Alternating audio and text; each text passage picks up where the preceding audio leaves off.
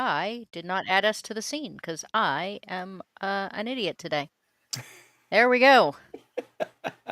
All right, what's going on? We cannot blame this on EVMux. This is entirely user error tonight. We were 15 minutes before the show was supposed to go off, and I was like, "Oh, I set up the studio this afternoon. I never actually set up the part that makes it go live." It'll be fine. we're Everything's fine. doing we're doing well today. How is everybody? I'm pretty good.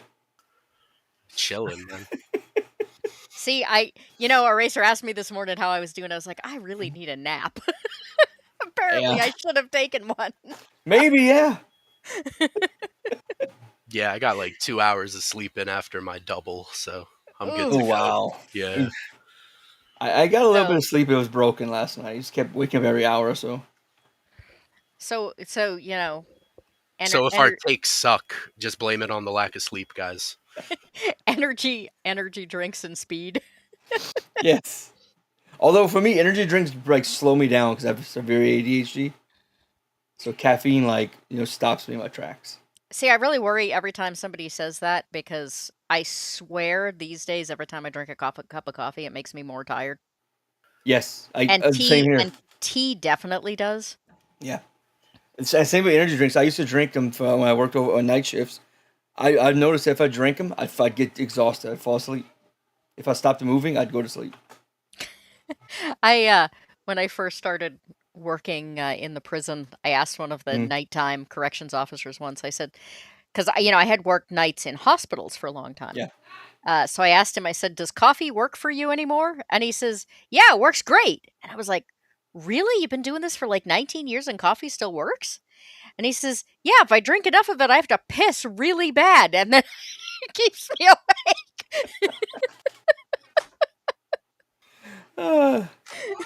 Hey, whatever works. Oh, man. that makes so Whatever much more works. sense. That makes so much more sense.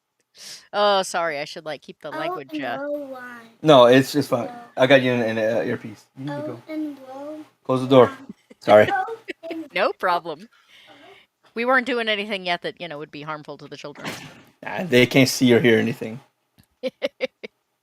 All right. So a small crew tonight, which means we'll probably fly through this no problem.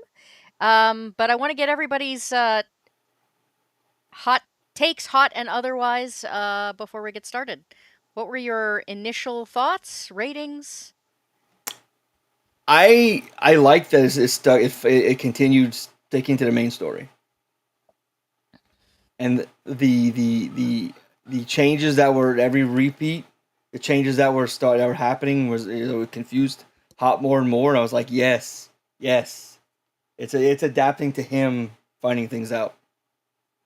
I found. Yeah, I like the episode overall, man. I think it continues from last week pretty well. It seems like the show finally has some momentum going for it. My nothing against the episode, but my biggest complaint overall is that we shouldn't have had to wait till episode 6 for us to get 2 back-to-back good episodes, but the story progresses pretty well here. I think some of Hopper's more stupid and rash decisions actually make a bit more sense in this episode. Mm-hmm. And last week we were shitting on the music quite a bit. There were certain scenes where it was just very over dramatic, but this episode's score was actually pretty good. I was pleasantly surprised. There's still some stuff I'm not a huge fan of. The editing is just, it is what it is. Weird. But there's decent character work in this episode. The story really does move a lot. I think it's as good as we're gonna get from the show at the moment. So yeah, it's all right, man. We're getting there. Yeah, I would love to know what this show would have looked like if they had gotten a full season and not, started out thinking they were doing a full season and then had to turn around and rewrite for 13 episodes. Like that has to have messed things up. Oh yeah. And didn't you say they only initially aired 6 episodes? So this is the last episode anyone got to see for a while. Which is interesting because, I mean, when you think about, we'll talk about when we get that far, but where this ends, Mhm. imagine if you actually were watching it on television I would be pissed. and it ended right there. All dozen all It- dozen of the people watching on television at the time. Um,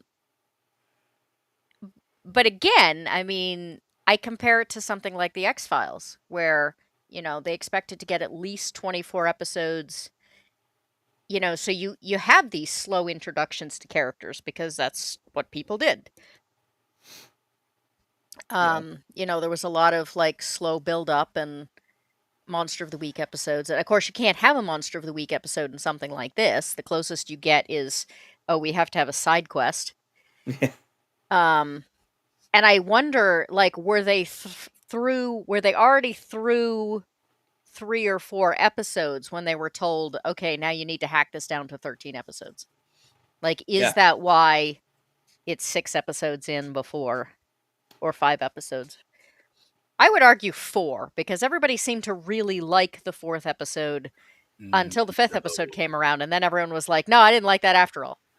No, no, no. I think it was no, no, no, no, no. I think we were all in agreement that 4 was a bit shaky. Yeah. It was 3 that it was episode 3 that I liked and I think someone else liked, and then the next week they were like, it was actually kind of shit. So I mean, I still stand on the fact that 3 was a pretty decent episode. Not great, but it was one of the better ones of the first 4. Yeah. Agreed. I am never gonna let Jacob live down the fact that he said, "Oh yeah, I really like this episode," until everybody like reviewed it and said they didn't like it. Now I don't like it. I really, really like this episode. It's a very solid 4. I was like, "You said you liked this and it's a 4?" And he's like, "Yeah, but then everyone else gave their reviews, so now it's a 4."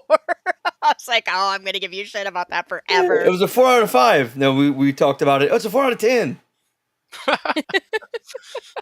I mean, listen, man. Sometimes you do talk about stuff, and Yeah. there are things that you didn't catch that do hurt the show or sometimes help the show. But like I said, I don't think the third episode was that bad. I was more upset with episode 4 being a bit all over the place. I thought Mm-hmm. 3 was much more solid. So Um, I think the show was hurt and also helped by the fact they cut it short to 13 because had they done the 24, it might have continued that chaotic bull crap for a while, and then they started to hone in. This maybe forced them to hone in sooner. Hanayama says, "This episode was great. 3 out of 10." This feels like the inverse of, that stupid magazine that is constantly taking, like, really terrible games and movies and rating them, like, 9 IGN, out. Yeah, there we IGN, go. Like, rating them 9 out of 10. yeah, Um, Rachel, I agree the more you talk about stuff, the more problems you find. But the thing is that if I don't notice them, then I tend to, I mean, I have said right along, like, I'm rating this on its enjoyment level more than its, technical level. Um, and I think when people break stuff down and I go, "Oh yeah, you're right, that's wrong," it's usually a case of something about a show or a movie bothered me anyway, but I couldn't put my finger on what it was.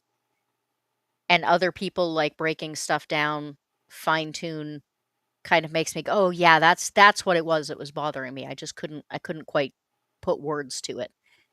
Um, but yeah, I don't know. I just tend to there are a lot of terrible shows out there that are still really enjoyable. Like, I don't feel yeah. the need to like pick them apart and figure out why they're really terrible because they're still fun. I mean, honestly, The Goonies is a terrible movie, and how many of us grew up with it and loved it as kids? Yeah. So, I've rewatched quite a few movies from when I was a kid, and I remember being thinking, "Oh, it's so amazing." And I'm like, "It's a shit movie, but it's got nostalgia and good memories to it, so I still like it." oh yeah, there are so many of those movies that basically run entirely on nostalgia. Mm-hmm. Um, so when I was a kid, I grew up without a television, and we were so far from the nearest movie theater. I didn't get to see most of the movies other people did.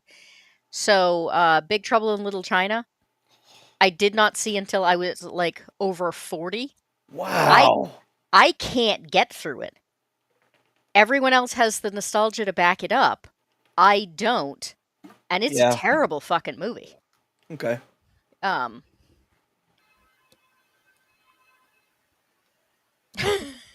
Hanayama says, "But what about the movies you like because they're shit?"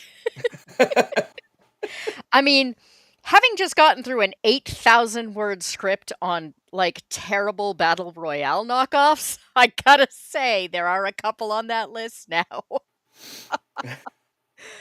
There's a Oh, few. The Room is one. That's a big one for a lot of people. That Tommy Wiseau movie. yeah.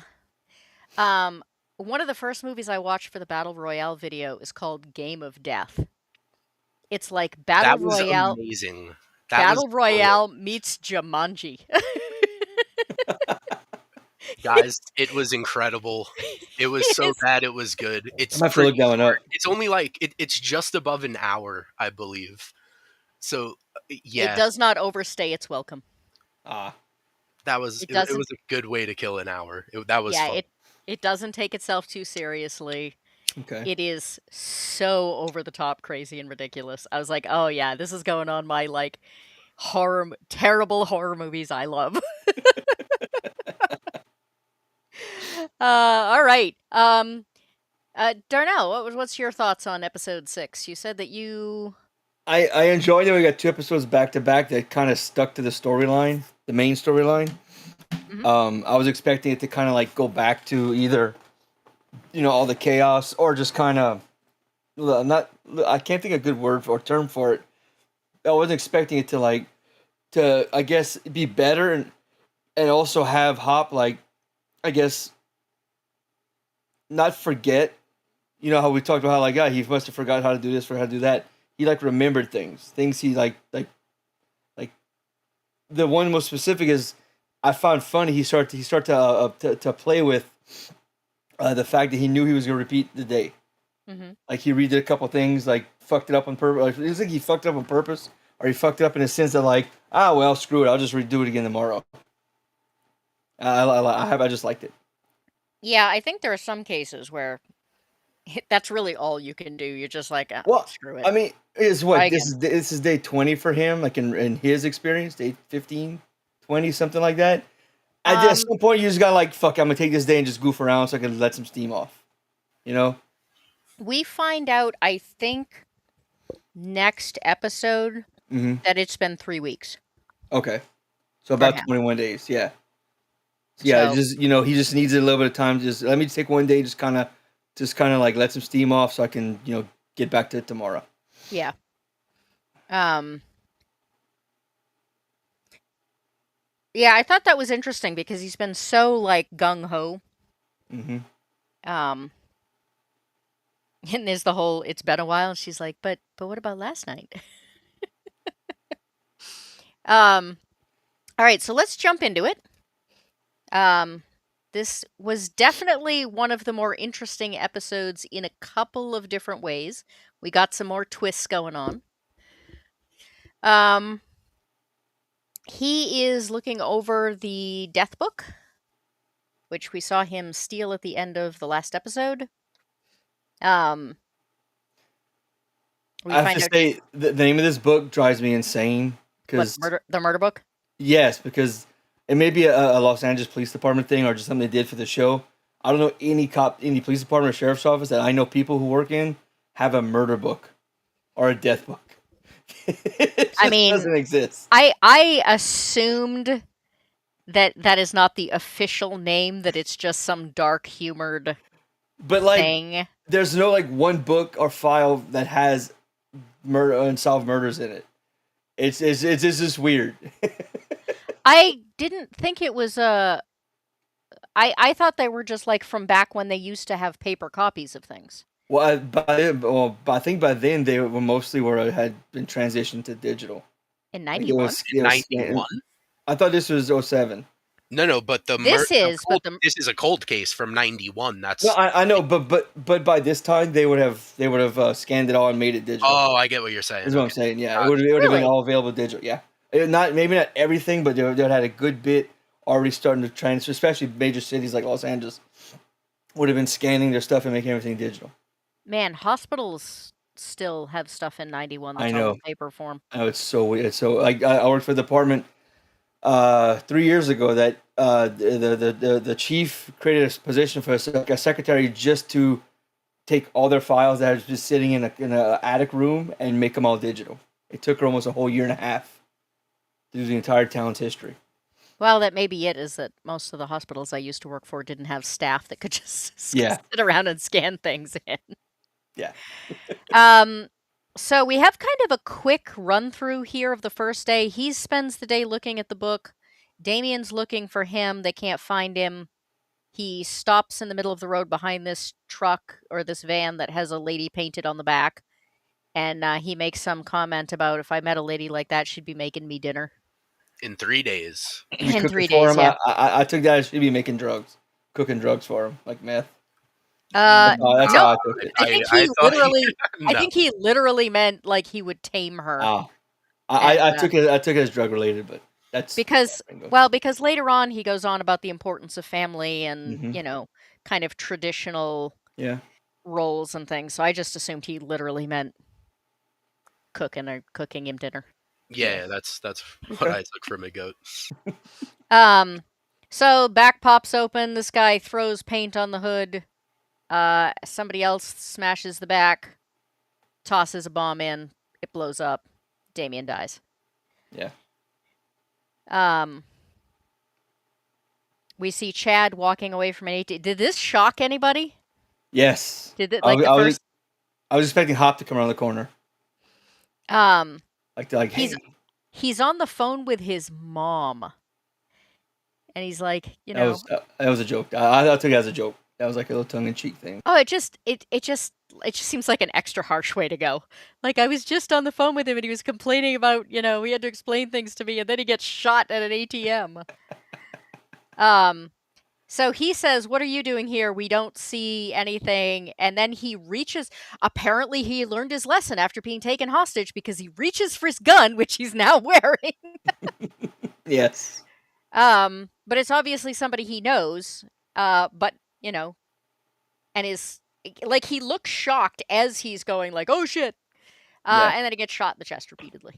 And yeah, this I don't know. This seemed the I've said a few times about how I like certain shots, and as graphic and gory as this is, the fact that his face is entirely dark and then they lit up just the bloody spit was a very impressive shot to me. hmm Um, Yeah, the show really does do some interesting stuff with lighting when there's an immense amount of fucking shaky cam going on. Oh god. Wait a minute, I thought you stopped complaining about the shaky cam like 2 episodes ago. You still stuck on like the first 2 episodes?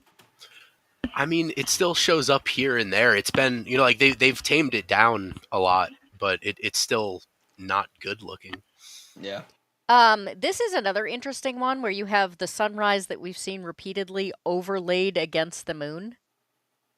hmm Molly, I think it was a case file. They just called it the murder book. Oh, sorry, Darnell, you just said that. Yeah. No. I thought that too at first, but then I think in this episode, maybe a previous one, he opens it and it's a different like crime. It's a different murder, and he has to flip to the proper one. Like, oh, it's another one. When he pulls the Really? door open the end, I want to say like when he opens the book, he flips through it before he Because runs off with it. because the front of the binder says Jane Doe 1991 and the case number. Okay, I could be wrong then, but like I said, He flips through to make sure everything's there. oh, I took it as he was flipping to find the thing because it was a pretty thick book for one murder. Yeah. I found. And with my experience with those types of folders. I think it's because later on when we find the file from the guy that's in jail and there's only 2 pieces of paper in it and he says this is a really thin file, I think this is so thick so that we've gotten used to seeing the big thick book and we'll realize that yeah, he's not joking about the fact that 2 pieces of paper is ridiculous. Oh, maybe, yeah. Um, I so this hate is scenes the. like this Do you? in TV shows. They're not necessary. Like how long it goes on and how I'm not gonna say graphic, how long it goes on and how just I guess I how mean, long it goes on. they do a How lot of smooching, but Yeah, dude, you wouldn't have liked Carnival. My God. No, Um, no, Carnival is there's. an HBO show. That makes sense and like behind a paywall. But like on everyday TV for like just this, I don't know, it just never I took didn't think it over. was that overboard. And I mean, I thought. I mean, all they show is kissing, yeah, so yeah, I that's didn't think it was my that big point. a I deal. didn't think it was really an issue Yeah. at all. And the one thing I do like here, last week we were kind of ripping into how some of the music for the show is very cheesy, and sometimes they go for like romantic and emotional and Yeah. just totally miss their mark. I thought this was actually an example of them kind of doing it right. I thought Yeah. the score here was it got across what it needed to get across, and it didn't. Hmm. In previous episodes, it feels like they're throwing the music at you and like begging you to feel something. Here, Yeah. it felt like it actually fit with what was going on, and in general, I think the music in this episode it's a step in the right direction. 2 episodes ago, the music would have been bow chicka bow wow. Pretty much, man. Um, but I think this is Eraser. This is what you were talking about, wasn't it? About the fact that he's just like, all right, I'm tired.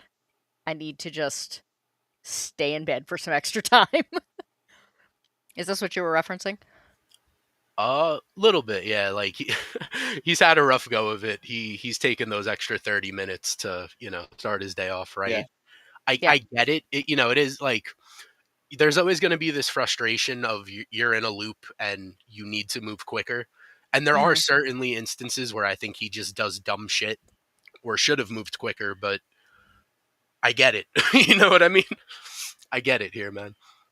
Hanayama says, put Minecraft music to it. If it makes the scene better, you fucked up. Um, so he says, it's been a while. She says, that was nice. He's like, that was more than nice. It's been a while. And she's like, what about last night? And he's like, well, I just can't get enough of you. Forget that I've been 2 weeks as far as Yeah. I'm concerned, and we haven't done it at all. Good catch. Not you, Um, him. Like, good recovery. yeah. Um, I would have a terrible time with a guy like this. I don't like good liars. I mean, he's not that great. Like if she were No. paying, she knows something's up. Hmm. Uh, but it was smooth enough. She's just like, yeah, I'm not gonna look that gift horse in the mouth. I'm just gonna let that go. Yeah, I was gonna say I don't think he's subtle at all with it because when she says, what do you mean? Like, what about last night? His entire face changes. Like, it's not subtle whatsoever. I think that she's just so into him that it's like it's easy to look past. But I don't think he's a good liar whatsoever. I think he's fucking terrible. Hmm. Um, two things I wanted to comment on here, uh, gratuitous shirtlessness or not, that I really liked. One is the fact that they're both sweating. Yeah. Uh, you never see that in any television show, movie, anything. Hmm. Like they're always dressed, hair's Makeup's always imperfect. perfect, makeup's always perfect, you know, and they're never sweating, so it was obviously not very good. um and the other thing is despite the fact that it's been several episodes, the scar from the bullet is still visible. Hmm. Um why she doesn't notice that it's here the next morning and was not there the night before, I've never quite figured Yeah, out. I was actually just going to talk about that. Well, I do appreciate them showing how the wound's been healing over time, but what the fuck did you like? How do you not notice that? what I thought the same thing, but later Like, when she when honey, that's not a hickey that you gave him. Like, what the fuck? right I don't know if this is like jumping too far ahead, but when they're questioning her and she gives a timeline of what happened, I could see her not noticing it the night before because like he showed up at 9:30, we watched a movie, we ate, watched a movie, and went to bed. Like I would assume like they had the lights off while they were down while they were watching a movie. They got busy and went to sleep. I could see her not noticing something when the shirt came off. But they've been together for a while, and by now it looks. I mean, it's a somewhat fresh scar at this Yeah. point. I Um, was just thinking back to. I wasn't thinking like days. I was thinking just back the night before. no, Getting hurting for her. that I understand, but like one would assume she's seen him without his shirt before Yeah. the night before. Um, She's not and I very mean, observant for a nurse. for a while he was really careful. Like he was getting up ahead of her, he was bandaging it up, he was covering it up. But now he's not, and I don't know, maybe that was part of the reason for the nookies, just distracting her from asking awkward questions. Yeah. Um, so she's sort of confused, but it's not one of those upset, confused things that, we've been left with a couple of times. Uh, Again, I understand, Darnell, that you're not crazy about the need for the scene, but if the scene is going to be there, like, this implies that they got busy the night before. Yeah. So why is it every other time they've gotten up, like, they've had clothes on? Yeah. Like, Well, no, like who gets busy and then gets dressed? right. No, like I can understand having the scene in the show. I just meant like to me, like it's like it kept like cutting to like they're like this, and then it's like this, and it's like this. Like we didn't need so many scenes show, in my opinion, so many angles of them, her like her ecstasy face and stuff. I don't know, just okay, we got it. They're getting it on, but they kept on for a little while. I mean, I get sex sells. I They're understand. spoon feeding for the really slow people. Sex sells. I mean, I came to yeah, I get it. No, Whatever. I get where you're coming from, dude. You want them to sleep in separate beds. That's fine. You cannot show it on TV. You cannot say the word divorce either, or pregnancy. Um, so there's a terribly entertaining line. He says, "I got to see somebody about a murder book." He does the whole explanation about, there's this case that my dad worked on that, I Hmm. think it might be connected to something I'm working on now. And she says, "Oh, that's kind of weird." And he's like, "Well, I've seen weirder things." And she says, "What time are you supposed to meet this guy?" And he says, "Oh no, I'm just going to break into his car and steal it." And Yeah. she thinks he's joking, and she kind of makes a face at him and says, "I hope you get caught." And then he breaks into Chad's car and steals it. Um, Another I'll one of just these interesting, almost painted looking scenes. Sorry, you were going saying? I was just saying, I half expected the book to not be there after we saw Chad get shot. So I was like, whoa, that's new. I was expecting the book to not be there. He'd be like freak out because the book's not there when he goes to try and steal it. He doesn't even know Chad's been shot. No, I know he doesn't know, but I was half expecting it Oh, I see. to not be there. Like, oh shit, we Like as it would the have. audience didn't see Chad get shot before. This is new to us. So are things changing? Is what I was like. Oh man, the book's not gonna be there. Like that would have been one of those drastic things that would have changed the. Yes. Um. So we have yet another one of these conversations. The niceness is wearing off. She's back to being a little exasperated with him not telling her things. Apparently we've still had the conversation about Eddie going to rehab because he says, how are things? And she says, well, Eddie's not happy. Um he asks her, she gives him the file where there are only like 2 pieces of paper on this guy. Including the fact that he is a Latin disciple, which Doesn't he's show up in the report anywhere, even though he's got the tattoos all over his body. right. But now we have another connection to the stuff that he was working on before all this went down. Yeah. And he says, like, this makes absolutely no sense. It's not in the report. The report's not thick enough. And he's like, I need you to figure out why there isn't more information in this. Yeah. And Yeah, she kind of says, like, I got my IA thing, Yeah, she reminds him, like, dude, and she says, I've got that in an hour. Like, it's not even, like, she has no time to kill. But there is, it's a bit of setup here where throughout the episode, there's a lot of, Brett just kind of giving orders and Yeah. hoping the people around him kind of just go through with it and be a sidekick for the sake of doing so. and it is actually nice that there's some pushback and a bit of go screw yourself later in the Hmm. episode. I think it would have been really really silly if everyone just went along with him for the sake of doing so. It would have just been incredibly convenient writing, but Yeah. yeah, like it is set up here earlier, and it does become important later. Yeah. I think there's a bit of pushback. It's just that like then he'll do something interesting enough that people are like, "All right, now I have to know how this ends." I Yeah, think there's I think there's a little bit of like, them kind of going, "Well, this is just getting weird." Yeah. yeah, and they really exaggerate with this what's this criminal's name, Miguel Dominguez or something.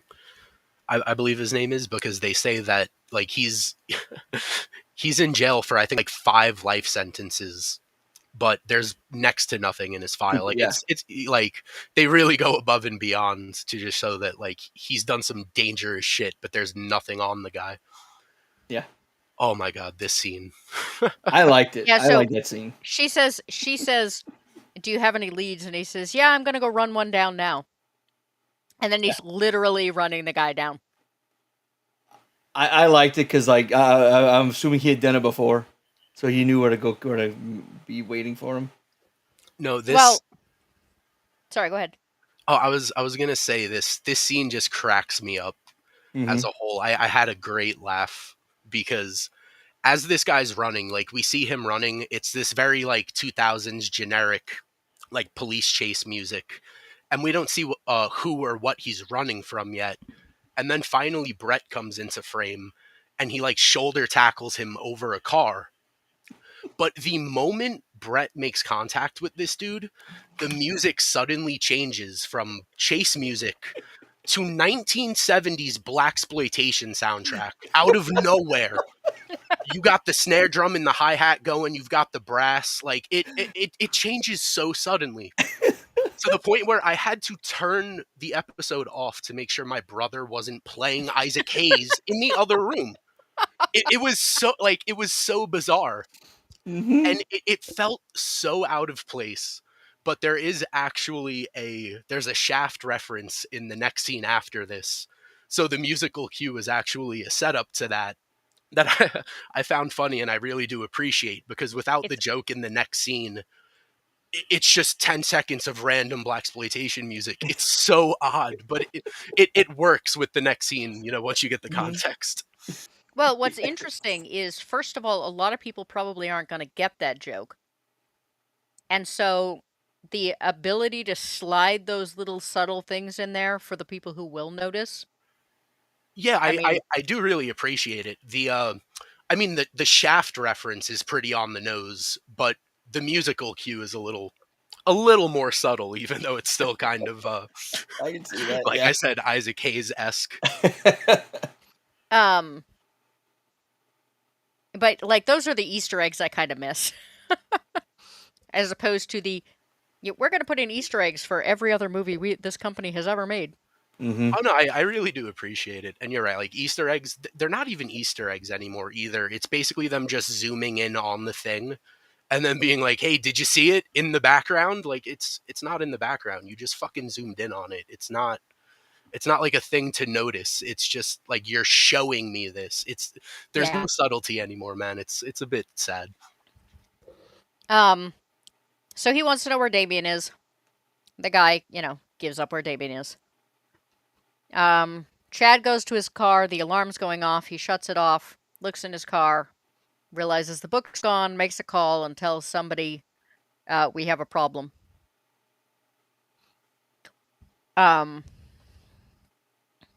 Man, I don't even know what that's a shot of. That is the craziest crossover shot that I did not notice before. Um, so he goes to where Damien is. Guy at the door says, you don't belong here. He pulls a gun on him. Yeah. Hears a whole lot of like snapping noises. Um, Basically busts by him with the gun still drawn and discovers that there's a birthday party going on. That was a little weird for me. Yeah, if you hear stuff like that, disarm the guy, take the weapon, and he's no longer important to you. Go to the sounds. He wouldn't have been holding the dude with a gun on him. That wouldn't have happened. That was just weird. Well, I mean, he's worried about Damien because he knows that No, they're I know, but just like okay, so if he's worried about Damien pushing a 200-pound dude of muscle in front of me is gonna make it hard for me to do yeah. anything when I get to the room, right? And also, you don't just burst into the room. You take like that half second to kind of look in before you jump in, if you can. Which The in this funny thing is, situation you could have. the funny thing is, you don't tend to think of gangsters, especially in television shows, having families and going to small children's birthday parties. Yeah. So I really loved this, both for the fact that it's kind of another pointer about the fact that Hopper doesn't make time for his own family because he's busy working, Hmm. and he doesn't always follow through on his promises because he's so focused on his work.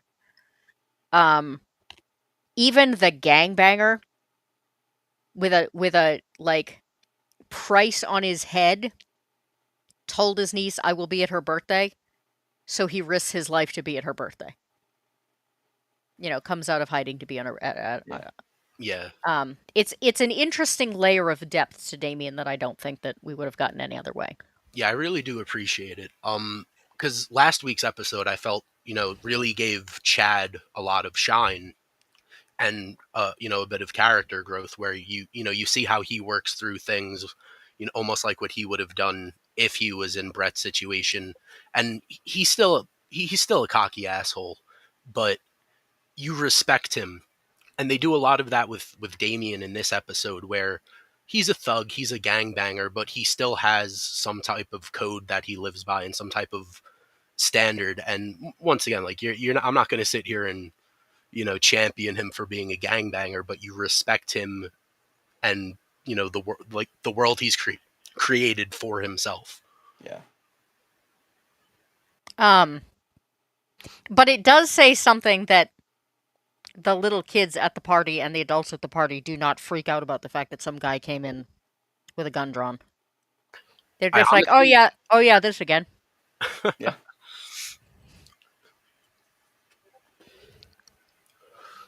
I thought it was just some bad editing, honestly, of like the extras in the background is not reacting well enough.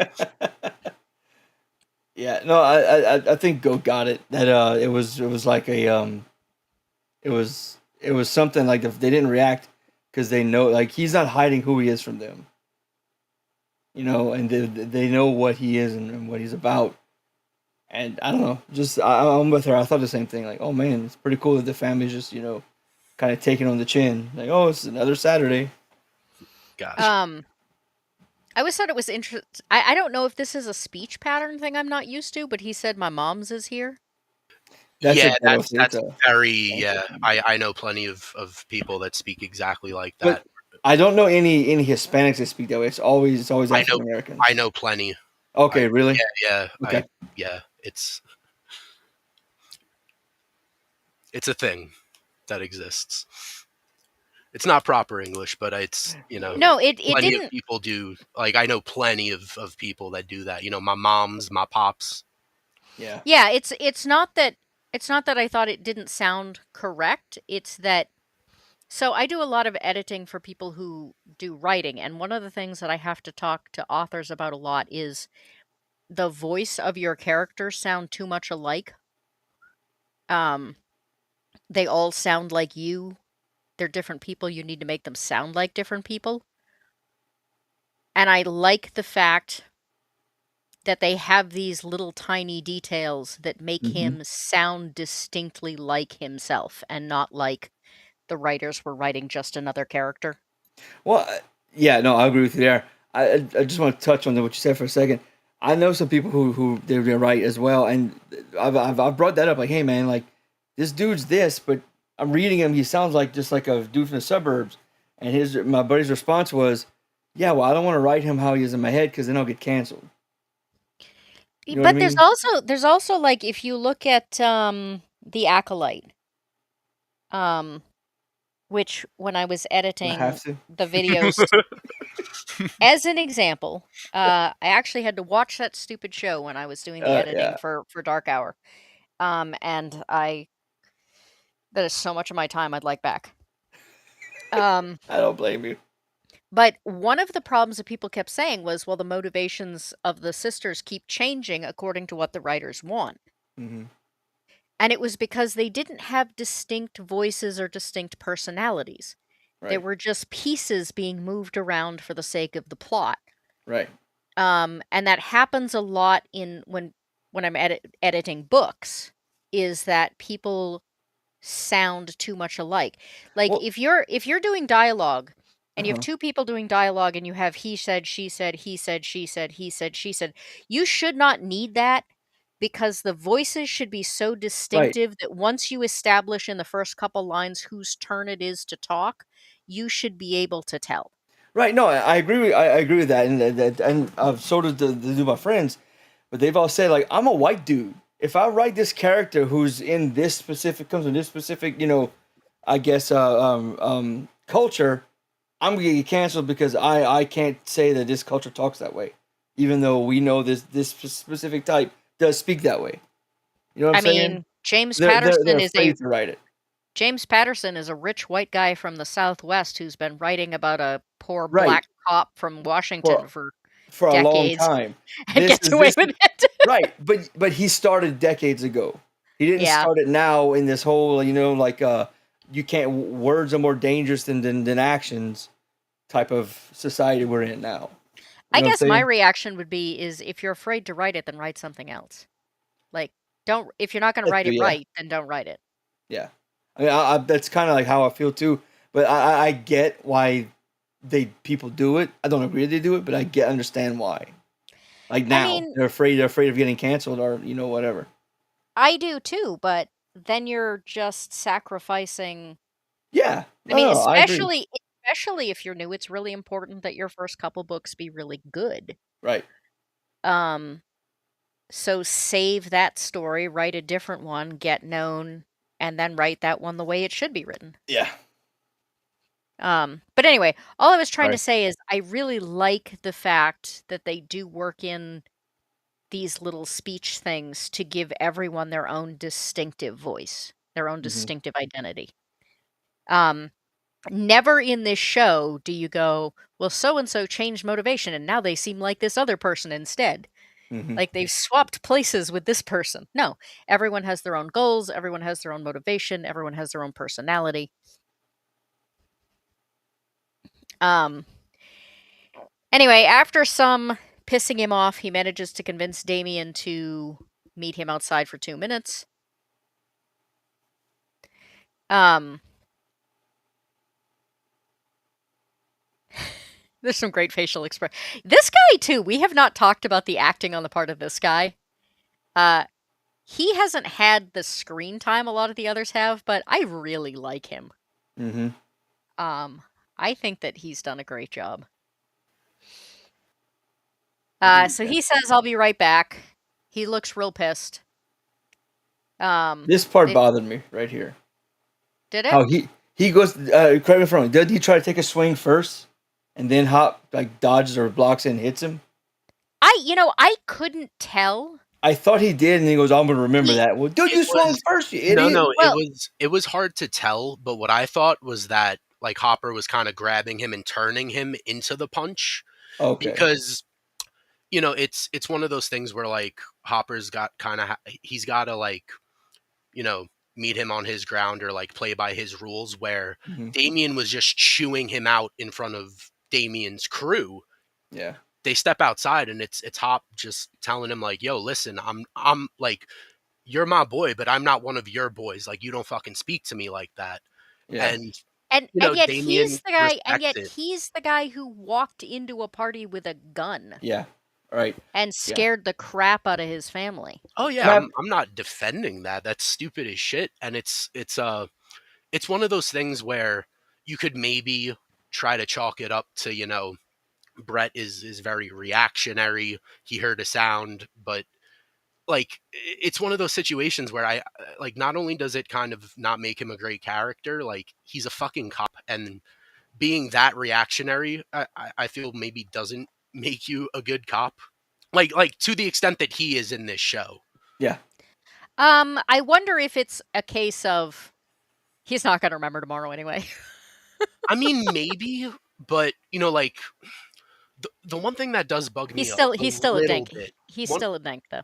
yeah, but one thing that does bother me a bit is that last week he has that scene with Chad, incredibly well acted on both their parts, Yeah. where he's talking about how like I have to do what I have to do. I have to get things right because I don't know when If I'm going to tomorrow's good, wake yeah. up, and it's going to be tomorrow, and He everything does that I that. fucked up today stays the way it was. If I don't save Rita, she's dead forever. Like if you die, you're dead permanently. So Well, like what he says is he can't risk Rita. He doesn't seem to give a shit about oh whether no, Rita's I anywhere. don't So. think he really gives a shit about any Yeah, of the other but wait. guys, but a lot of like there is like I think there's like 3 loops in this episode where one of them kind of just feels like a wasted loop where he kind of just fucked shit up and then Yeah, yeah. waited till the So next loop. And I get it, but yes, after having it in the episode after that dialogue last episode, I feel doesn't like they don't gel together.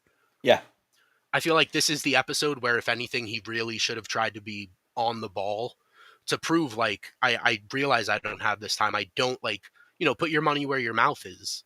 right. I get certain instances where I just think they. Didn't he say I have to do the right thing in that previous episode? He Him did. and He did. oh yeah, I think the point of this rotation is supposed to be, and again, Racer might get this because he was my guinea pig about binge watching things. Next episode, you get to see him really start to fray. okay, And I think this is supposed to be some kind of foreshadowing. There's also the fact, and this once again goes back to what we were saying about motivation. hmm Eraser's been saying right along, I don't know if it's supposed to be implied that he has some anger issues. yeah. And there are several instances in this episode where that gets really confirmed. And I think this is the start of that. I That think he just sorry. if they were trying to do that, I think they should have done it sooner because we were talking earlier. This is day. Well, we find out in the next episode, in episode 7, that it's 21 days. By this point, anger But issues but or they not, have. you got oh. But No, they have. I- That's why Eraser's been making the comment right along. I can't tell if he's supposed to have some anger issues. No, I know. It just feels like if the show was going to address that, it should have been done sooner, rather than just like I don't know. I get what Rachel's saying, and I agree. It feels like it's been sprinkled in, but not enough for you to think. It's not enough for me to think that he has anger issues. This is more or less of a like he repeated the first day, like on day one, the first day one. He's like, wait a minute, this is, and it's just like because it's messing with his head. So he's not acting his normal self. If that But I makes mean, sense. if he had like anger issues to the point where he never had control over them, he wouldn't be a police officer at all. True. Yeah. It's more like he's got anger issues that he Okay. normally barely keeps Okay. under control, Yeah. and now Yeah. he's losing it. Gotcha. I'm gonna have to rewatch and see if Damien threw the first punch. But I thought Damien swung at him and he blocked it and he clocked him. But when he I says thought. I'm sorry, See, go on. I thought Damien just swung around on him to like It's yell possible, yeah. to yell at him. Yeah. And then he just like basically turns right into the fact that he's already getting punched. Yeah, But it's like possible. I didn't understand the line at all about I'm not one of your boys. Like you came into my house, you scared my family, you pulled a gun on my mom, and you're like punching me in the face because I gave you an attitude? Yeah. That's another reason I thought Damien swung first because like he told again I'm gonna have to rewatch it. I thought he told him that because Damien was gonna hit him because I guess Damien would, if someone disrespected Damien, he'd take him out back and it's like clock him beside his head like you don't fucking do that to me. That's what I took out. I wonder if he's remembering the couple of times that Damien had him dropped off buildings. It's possible. And It's possible. everything else. Like he thinks Damien's going to hit him from what he knows of Mhm. Damien's past behavior, so he just gets it in first. I did go back and watch a couple of times because it made sense to me that Damien would swing at him. And I couldn't see it. Okay. But I also didn't see him grabbing him and turning him around either. So, Yeah. um, so but I wasn't looking for that. I actually was looking for Damien to swing first, and I couldn't see it. So, um, but yeah, Damien does actually look like he's like, all right, we're cool. So he says, I need you to tell me about a Latin disciple.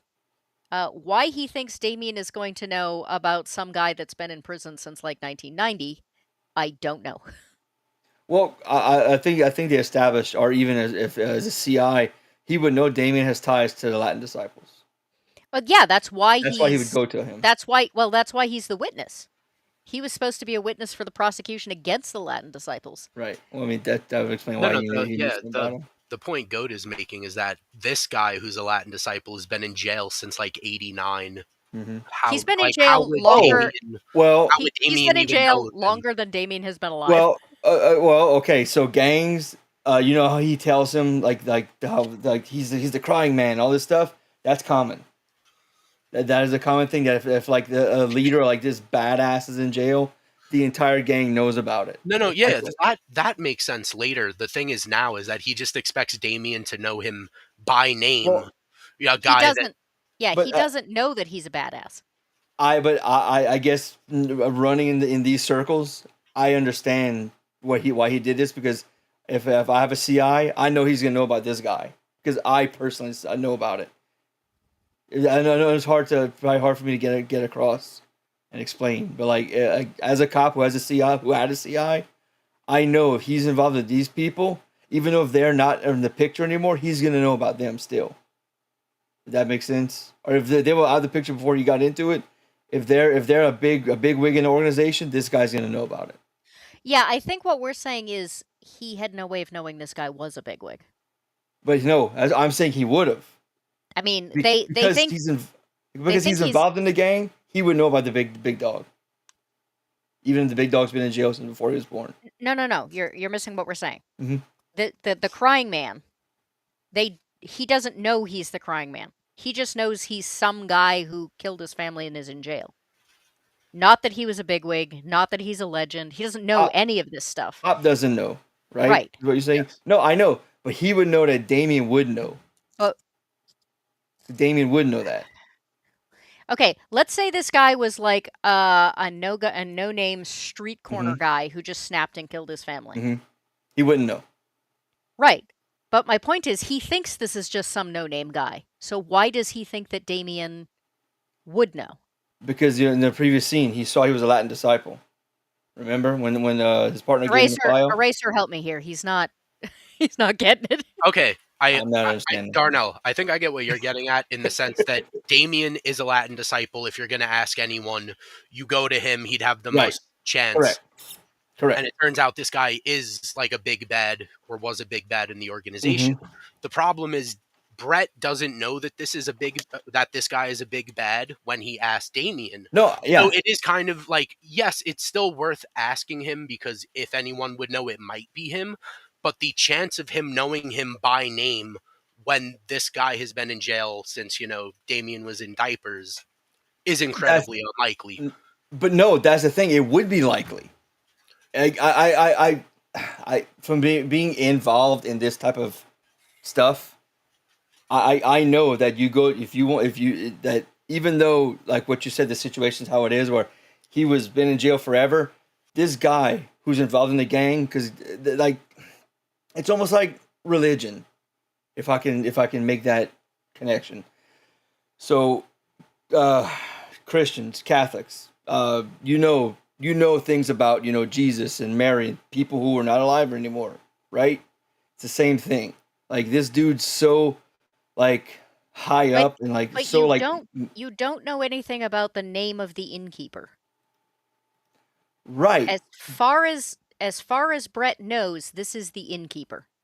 Yeah, like As far as as far as Brett knows, he is asking Damien, "Do you know this old Joe Schmo from I X amount of years?" I understand that. I get where you're coming from, but the fact that the guy's a Latin disciple and he knows Damien's a Latin disciple, that makes sense to go to him, that he would know something or point in the right direction to someone who would. Right. No, that That's what is I'm saying. perfect. Didn't If make. he had gone to Damien and said, "I need to know, I need the name of an old timer who can tell me who this person is," that would have made total sense to me. What didn't make sense to me is that he seems to think that Damien knows the name of every single disciple that has ever existed since the beginning of time. Look at how you know. Look at the most recent comment.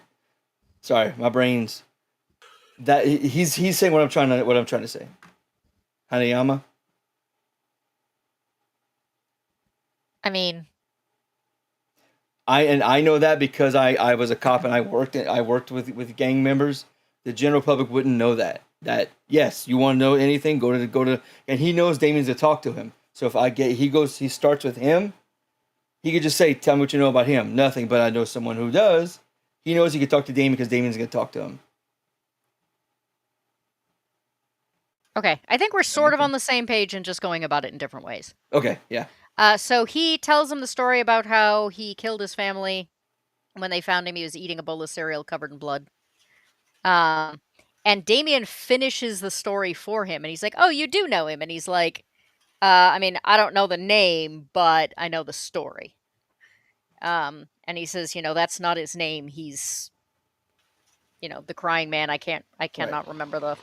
El Llorón or something Yeah, like there you go. that. I mean, that probably wasn't pronounced right. I'm white as shit, but I tried.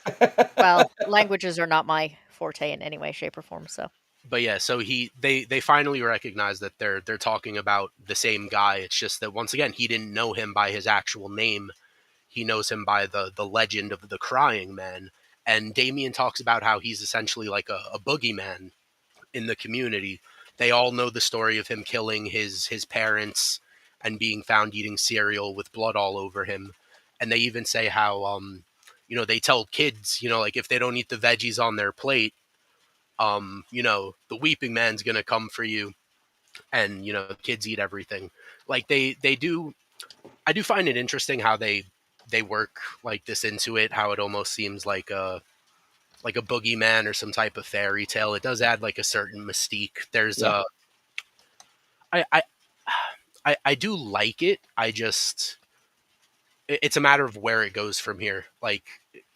How they how more information gets introduced and where when and where it gets introduced in regards to the weeping men. Yeah, I mean the whole idea of it is interesting. There are a lot of, like I said, mysteries and new twists that kind of come up in this. And I think one of the reasons I think you're going to be very happy with the pace of the rest of this is that then they found out they were only going to get 13 episodes, and man, did they have to. They did an excellent job about not leaving all of this, just in case someone else wants to still pick it up. We've got a tail hanging. Yeah. But the particular meat of this show does wrap up, but they had to do it fast. Gotcha. And then so after this they talk about the weeping man for a bit, and then Brett shows him the murder book about the Jane Doe, and Damien asks who it is. Brett starts talking about how it's a Jane Doe. He makes some comment about how she looks more like a Juanita to me. And Brett is, like I said before, how he kind of just expects Andrea to kind of help him out. It's the same thing here where he's kind of just like throwing this information at Damien and expecting him to help out. And this is where Damien throws the he says, "Well, why don't you just go solve it yourself, Shaft?" And that's where we get the blaxploitation joke, which justifies the musical cue from the last scene. His comment bothered me because I hate when people say, "Well, why don't you go do it? Why don't you go find out yourself?" That's what, and I don't know. I think I talked about this in an earlier episode with you guys. That's what police work is: going find out, asking people. So yes, the cop is doing their job by asking you. telling a cop, well, if you did your job, you would know. He is doing his job. Well, Cops but just I don't get what like I get where you're. know automatically. No, I understand that, but you also Yeah. have to realize he just crashed his Yeah, no, yeah, his yeah, yeah, yeah, birthday yeah. party, punched him He's in the telling him, face, I'm and not is now helping you. expecting help. well, Oh yeah, yeah. the other thing that's gotten lost is don't forget Damien almost got killed the night before Yeah, Yeah. by people because he'd been set up. So as Mhm. far as he's concerned, he's not he's not Brett's CI anymore. Yeah. As far as he's concerned, he doesn't owe him anything. He even thinks that Brett might be part of the reason that he almost got Mhm. killed. Yeah, yeah. Um, so and I it can kind of see why he's like, Yeah, no, I agree.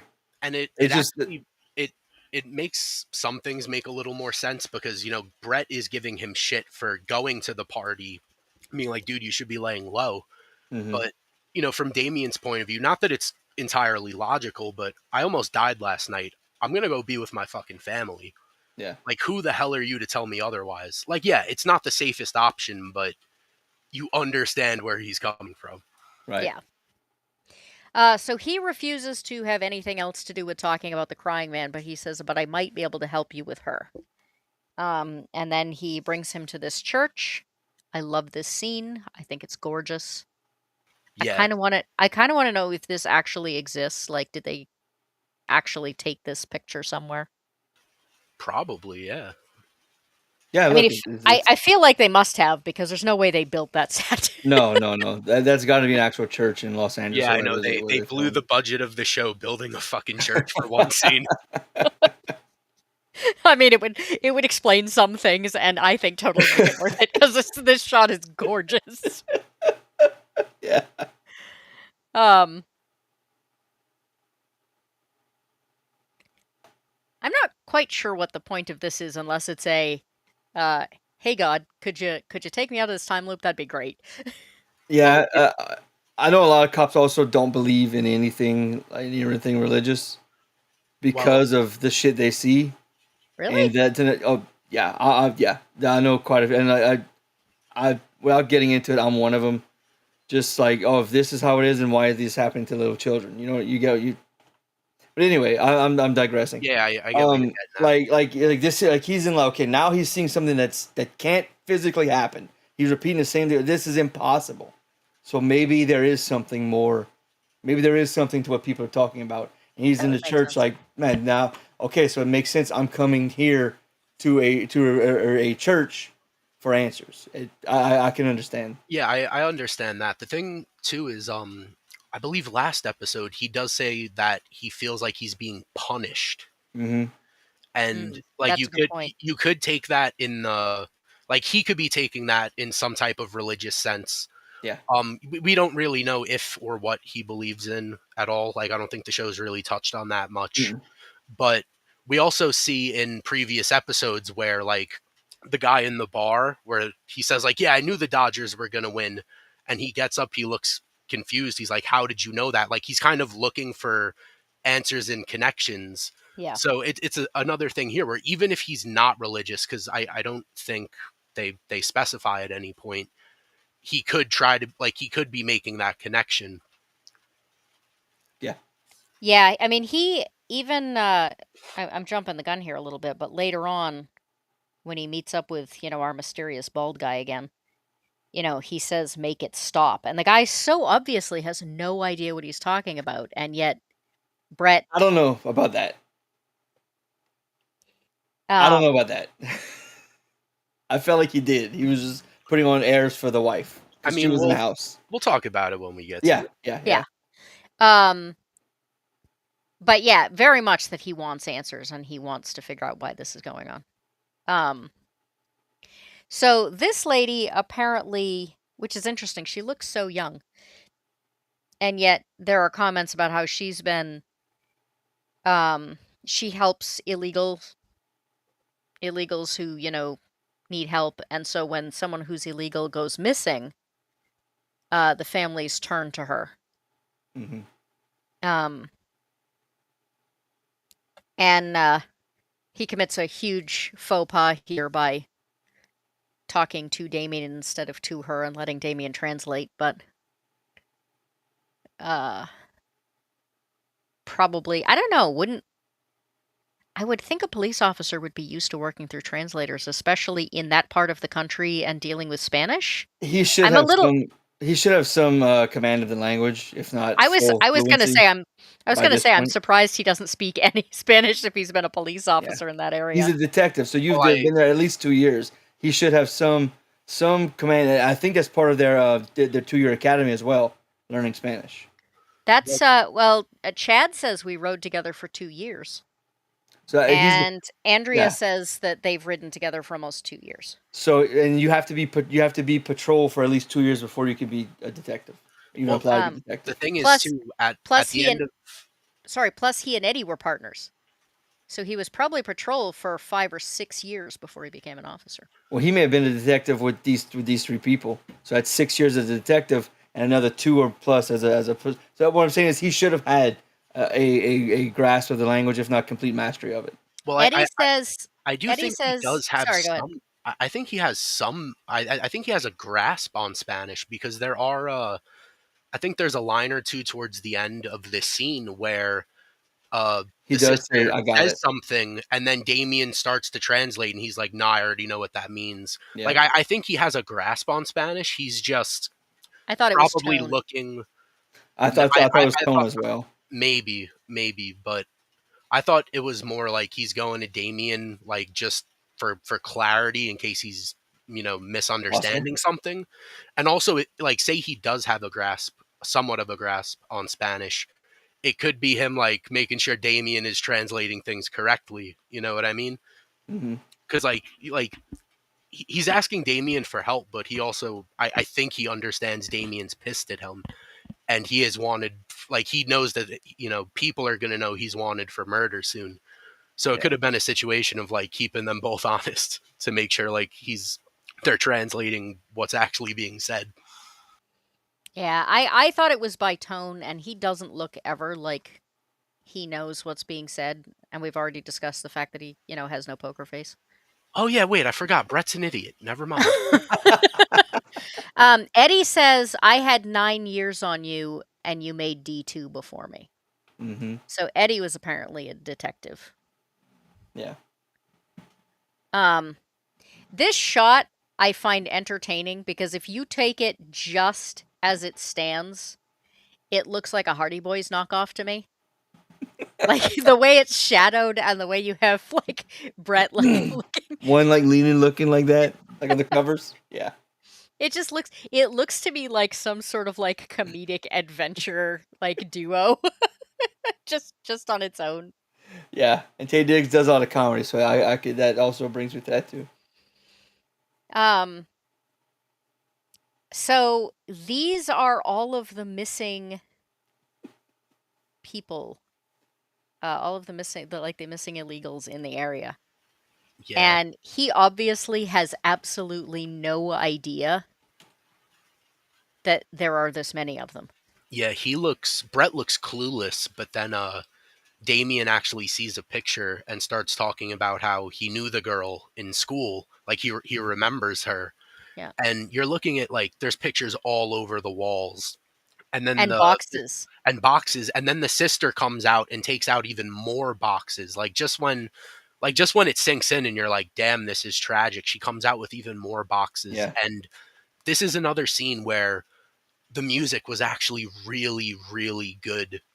Like it's classical guitar, and it sounds like there's maybe some like synth pads in the back for like whole notes and texture, but it really just captures the whole scene well. It's very somber, it's very melancholy, like there's a weight to it where I think a lot of the other episodes, a lot of the music was just like generic cop show throwaway Hmm. stuff.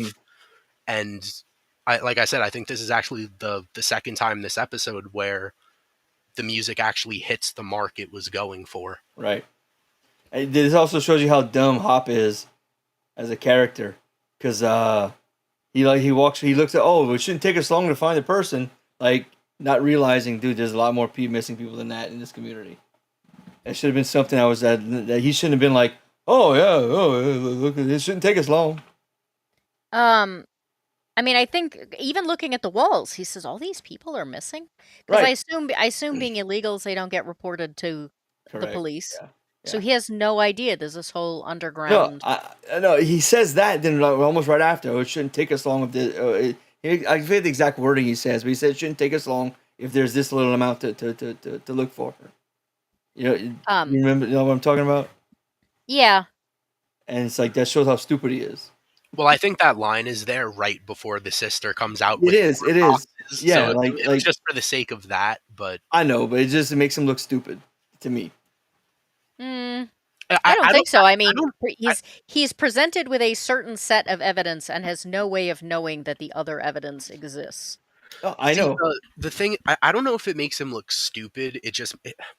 Maybe a little more insensitive because, like, you're looking, like, he does recognize, like, all these people are missing.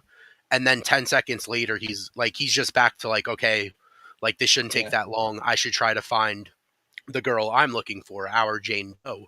Where it seems like Damien is still in the process of, like, like, I knew some of these people, all of these people, like, every goddamn picture is a missing girl that hasn't been found, and some of these Yeah. people haven't been found in over a decade.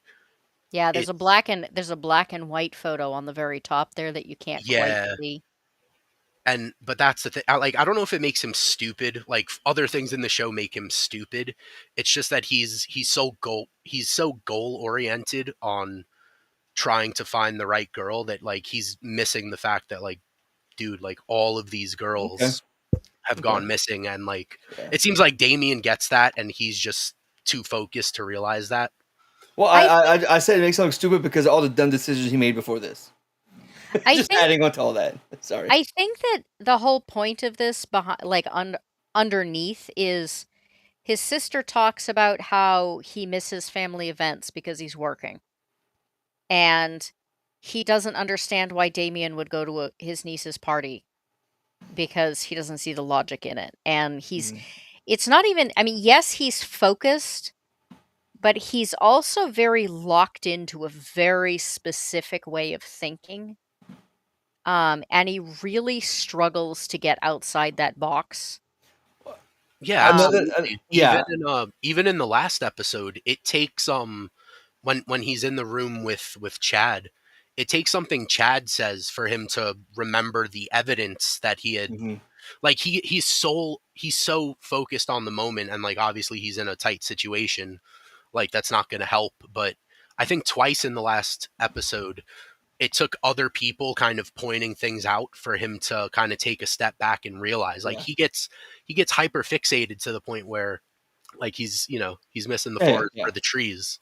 Yeah, Yeah. he says there are so many times where he says, I did such and such. And they're like, no, you didn't. And he's like, oh, that's right. I did it on a different round. Like, it's in his head. I did it. I had this conversation with you. Therefore, you should know. Yeah. Yeah. It's Um, just it's a rookie mistake the comment he makes to assume that it's like, oh, this is what I'm presented with. Oh, this is how it is. It's a rookie mistake. Is all I was getting at because I've done that and I was almost like smacked upside the head. Like, hey, no, that's not how it fucking is. Look, but I think always this dig is for just more. supposed to be one more Yeah. characterization of he is supposed to Yeah. be a really I get it. flawed protagonist. He is. Speaking of boxes, one of the things I really loved about this is a little bit like the sweating in the first scene. This is not a nice, neat from Staples, stackable white box with a cover. Like, mice have chewed on this. Um, Yeah. this is like somebody's thrown out box that she, swiped in order to put these pictures in it. Um, and while the point of the picture is supposed to be, or the shot is supposed to be the pictures, the fact that they thought to, like, put them in a box that looked like that, I absolutely loved. Um, and then we cut to this slightly random shot. Are we just supposed to get a reminder? Oh yeah, don't forget she's getting questioned by the cops. That's what it felt like. And Um, except except Chad's not here this time. well, yeah, like, that's the only reason, like, actual reason I think this scene would be here, other than a reminder. And it does go quick. It doesn't really waste a lot of time, but it's stuff we already know. Like the only main difference is that Chad isn't there. Well, and you notice Skinner is also not in the room here this time. Well, yeah, I think he comes in like midway through this scene. Mm-hmm. Well, he does, but in the original one, he Yeah, comes they're in. both there. Yes. Right. And this time he comes in and whispers in his ear whatever it is that they found originally. And Chad's not there this time to like defend her, basically. Mm-hmm. Um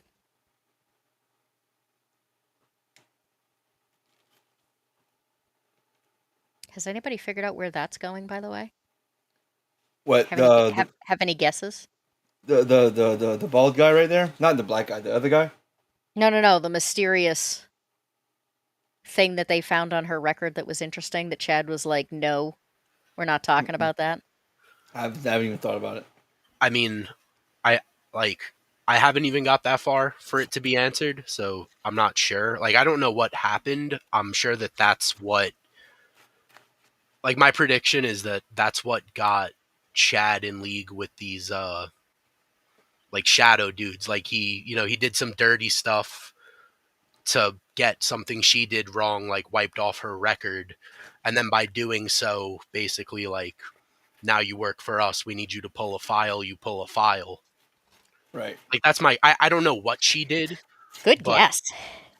well that's like it's brought up earlier in the show, and it's really the only reason that like that you could think of as to why Chad would be in league with those people at all, because like we learned last episode, he's an asshole, but he does try to go about things the right way. I mean, Right. he's an internal affairs officer probably because he wants people to go about things the right way. He wants to bust dirty cops, and we see in the last episode he saves Brett's life because he realized the guy in the vent didn't have the right rounds and was going to kill Mm-hmm. Brett. He doesn't want Brett to die. Like if Brett's dirty, he wants to be the guy that brings Brett to justice. And he So, really doesn't want Rita to die. yeah, exactly. But that's my point. Like he's an asshole, but he's not a dirty cop. So the only reason he could have got in league with them is for the woman he loves, for Rita. I like that. It's the only thing that makes sense, unless they're just like, once again, I might be giving the writers too much credit, but whatever. Remember I said last episode what the comment he makes, I didn't need saving, I was fine. Mm-hmm. So we keep saying Chad's an asshole, but now consider this. You value like doing things the right way to the point of like weaponized autism.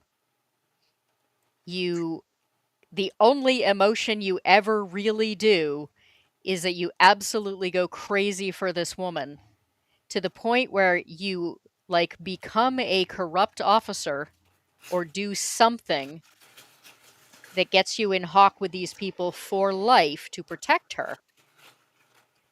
And then she divorces you because she's been having an affair with your best friend. Or the guy you think is your friend. Well, did they establish that that's why they're not together anymore? Well, no, like from his point of view, he thinks he thinks that they were having an affair. I called that. Yeah, I just didn't remember if they established it or not. So from his perspective, he basically sold his soul for this woman. And she's shit on it. Yeah. And no wonder he's so mad at Brett.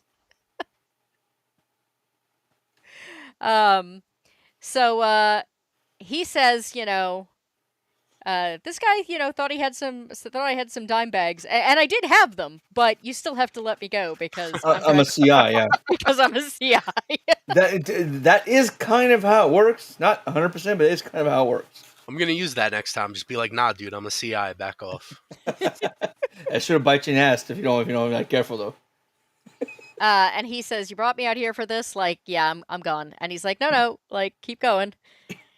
And he's like, "Yeah, I just saw him this morning." And he's like, "Wait a minute, you saw Hopper this morning?" Like, I don't know. They never kind of go anywhere with that. Mm-mm. I'm not really sure.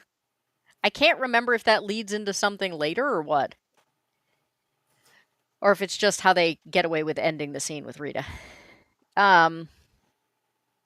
So we go back to this picture. They're going through boxes. Well, I really quickly, I think that was their way of ending the scene with Rita, because we see in previous loops when Chad is there, they keep questioning her and they keep questioning her, and then they bring up the incident that, no one wants to talk about, and Chad's the one that shuts it down. Right. So they needed that scene to end so that question doesn't get asked without Chad being there to shut it down.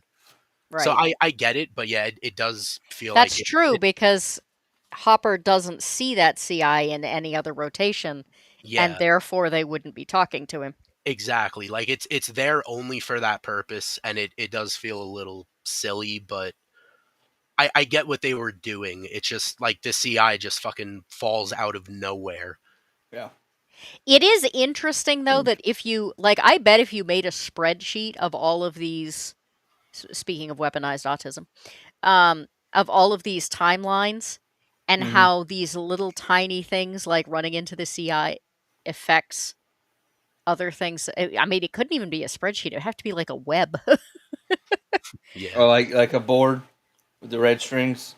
Like how everything affects everything else. It's like the butterfly effect on a miniature scale. It's kind of interesting, really, just in and of itself. And even if it goes nowhere, it is interesting to think about this one thing change. It's like when he says, if Chad calls, talk to him, and it like changes the whole structure of her day, and how she interacts with Chad.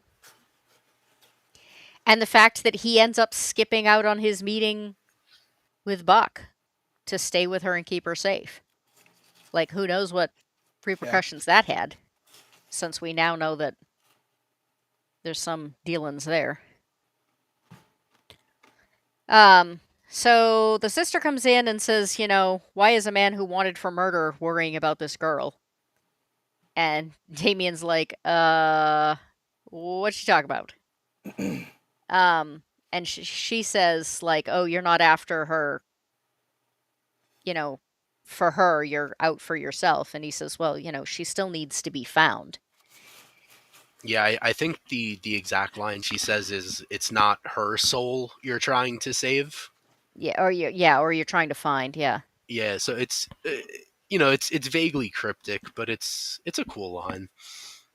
And she's right. Like, he's kind of come down here into this like sad little sanctuary they have and invaded it, and it wasn't even for altruistic means. It was because he's trying to cover his own ass.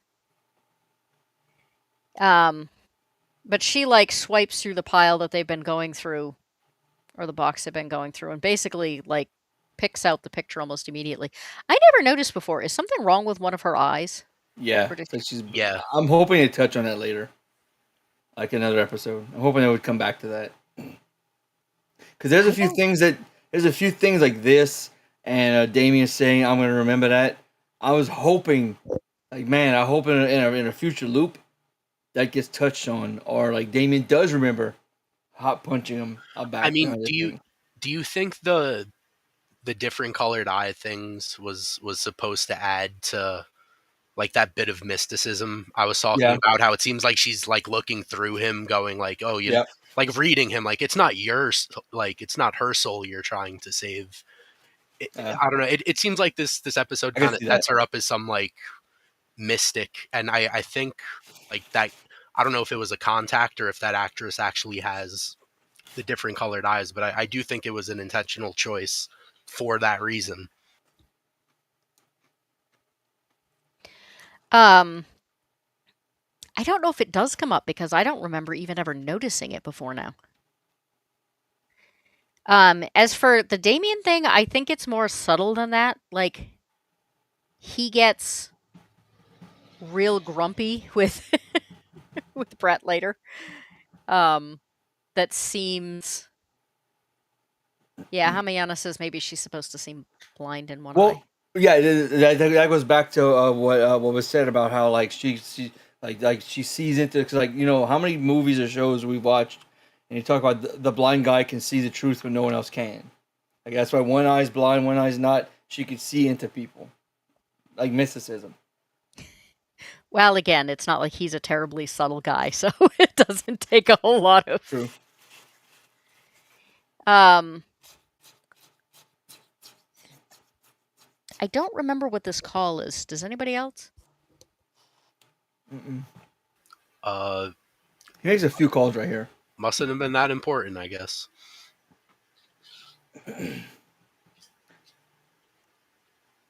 I guess he's.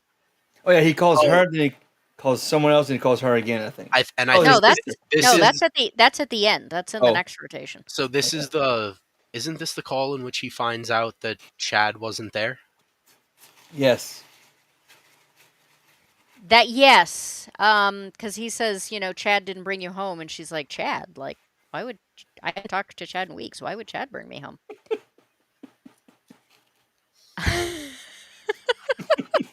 Hopper's Honey. Poker Face is a solid 7 out of 10 on the IGN scale, so it's dog shit.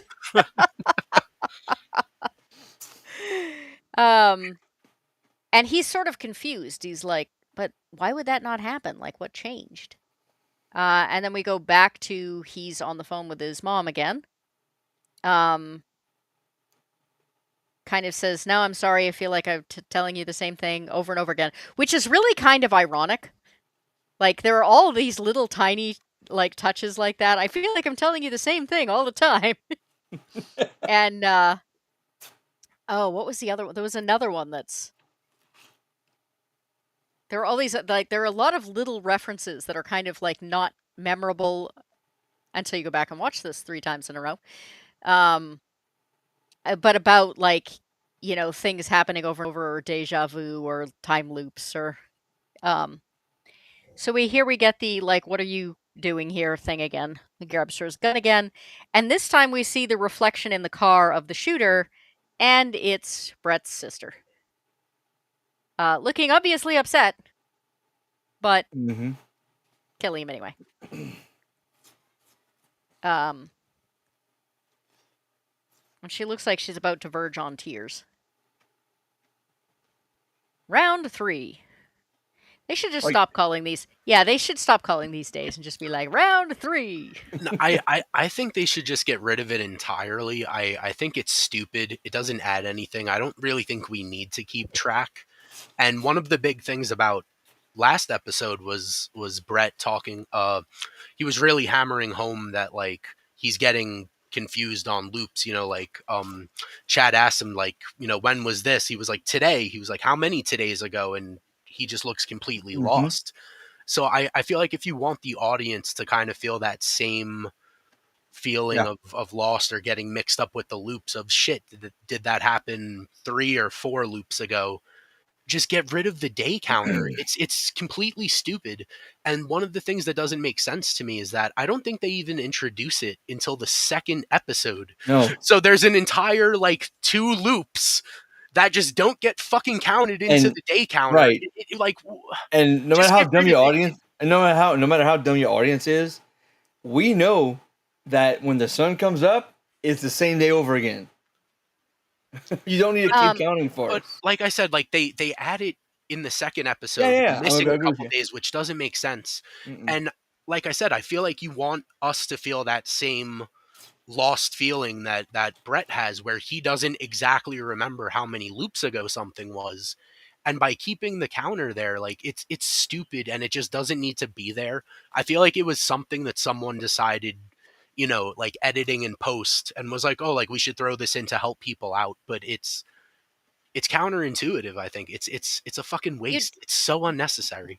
You'd think if they were gonna do it, it wouldn't be 1, 2, 3 every day or every episode. It would be 1, 2, 3, 4, 5, 6, 7, 8, 9, 10. Oh yeah. Well, if they really wanted to be creative, they would have had timestamps throughout the day. Like, the only legitimate timestamp we get is 6:17 when he wakes up in the morning. Like, if you really wanted to play, like, a tight loop, you really should have shown, like, given us exact timestamps throughout the day, like 10:15 showing, like, if he shows up at a place 5 minutes early, how does that change stuff? I feel like the day, like, there's no need for the day counter to be there at Yeah, all. I agree because even with the day counter, how many of these episodes have we spent time going like, "Oh, well this didn't make any sense because of this." Well, no, that didn't happen on that loop. That happened on a different loop. And then like us sitting here having debates as to what loop thing. Imagine what it would be like being in his head having those same debates all the time except living it. Wait, which loop was that? We have like a speed run montage here of he picks up Damien, they go to the church, he grabs the exact right picture. Uh the sister looks really shocked. Um Later. El yeah, Diablo. he's just like I'm Okay, out. thanks. Bye. Um and we go here to the infamous IA meeting, which I don't think I'm trying to remember if she ever actually gets all the way through this IA meeting. No. No. Uh-uh. She doesn't even um get into it because no, Chad's I mean like any of the rotations. Oh Like he yeah, gets interrupted every yeah. single Well, Oh, yeah, time. that's the thing. If she does even get in the door, it lasts maybe 5 or 10 minutes and then because boom. we see in previous loops, usually during her IA meeting is when Chad finds out that Brett is wanted for the murder of Garza, and that's what cut her meeting short. I Hmm. think in what was it, like episode 3 maybe. In the episode in the hostage episode, Brett takes Chad hostage before her meeting even starts, so that meeting completely gets skipped. So she Yeah. never, like, the meeting never fully takes place. If she gets in the door, maybe 5 minutes before it's interrupted. Well, I mean, we do have 7 episodes left to go. So this scene right here made the previous scene where they're interrogating I forget, the girlfriend, the ex-wife. Can't remember her name. Rita. Rita. Yeah. This made this. I like. That's why he wasn't there because this was happening. Because he's busy panicking over the lost murder Or book. or maybe he's not panicking, but the person he called, that guy, Yeah. He's is booking it out of there calling someone else like saying he like lost the book. he forced Chad to stay in the office with him, and not that Chad freaked out. I think that this guy like forced him to stay there and missed the interrogation. Well, except that then he pokes his head out and says reschedule her. Yeah, Yeah. but And like, he I don't think he's in charge with that. I think the guy left is in charge of that. Um and I think that he says, like, hey, what about next week? Mm-hmm. A smug look on his face. well, cuz she was about to break protocol by just like Yeah, walking out and saying, "Well, he can come to me." Um so I assume this must be Damien. Yeah, this is Damien's ride.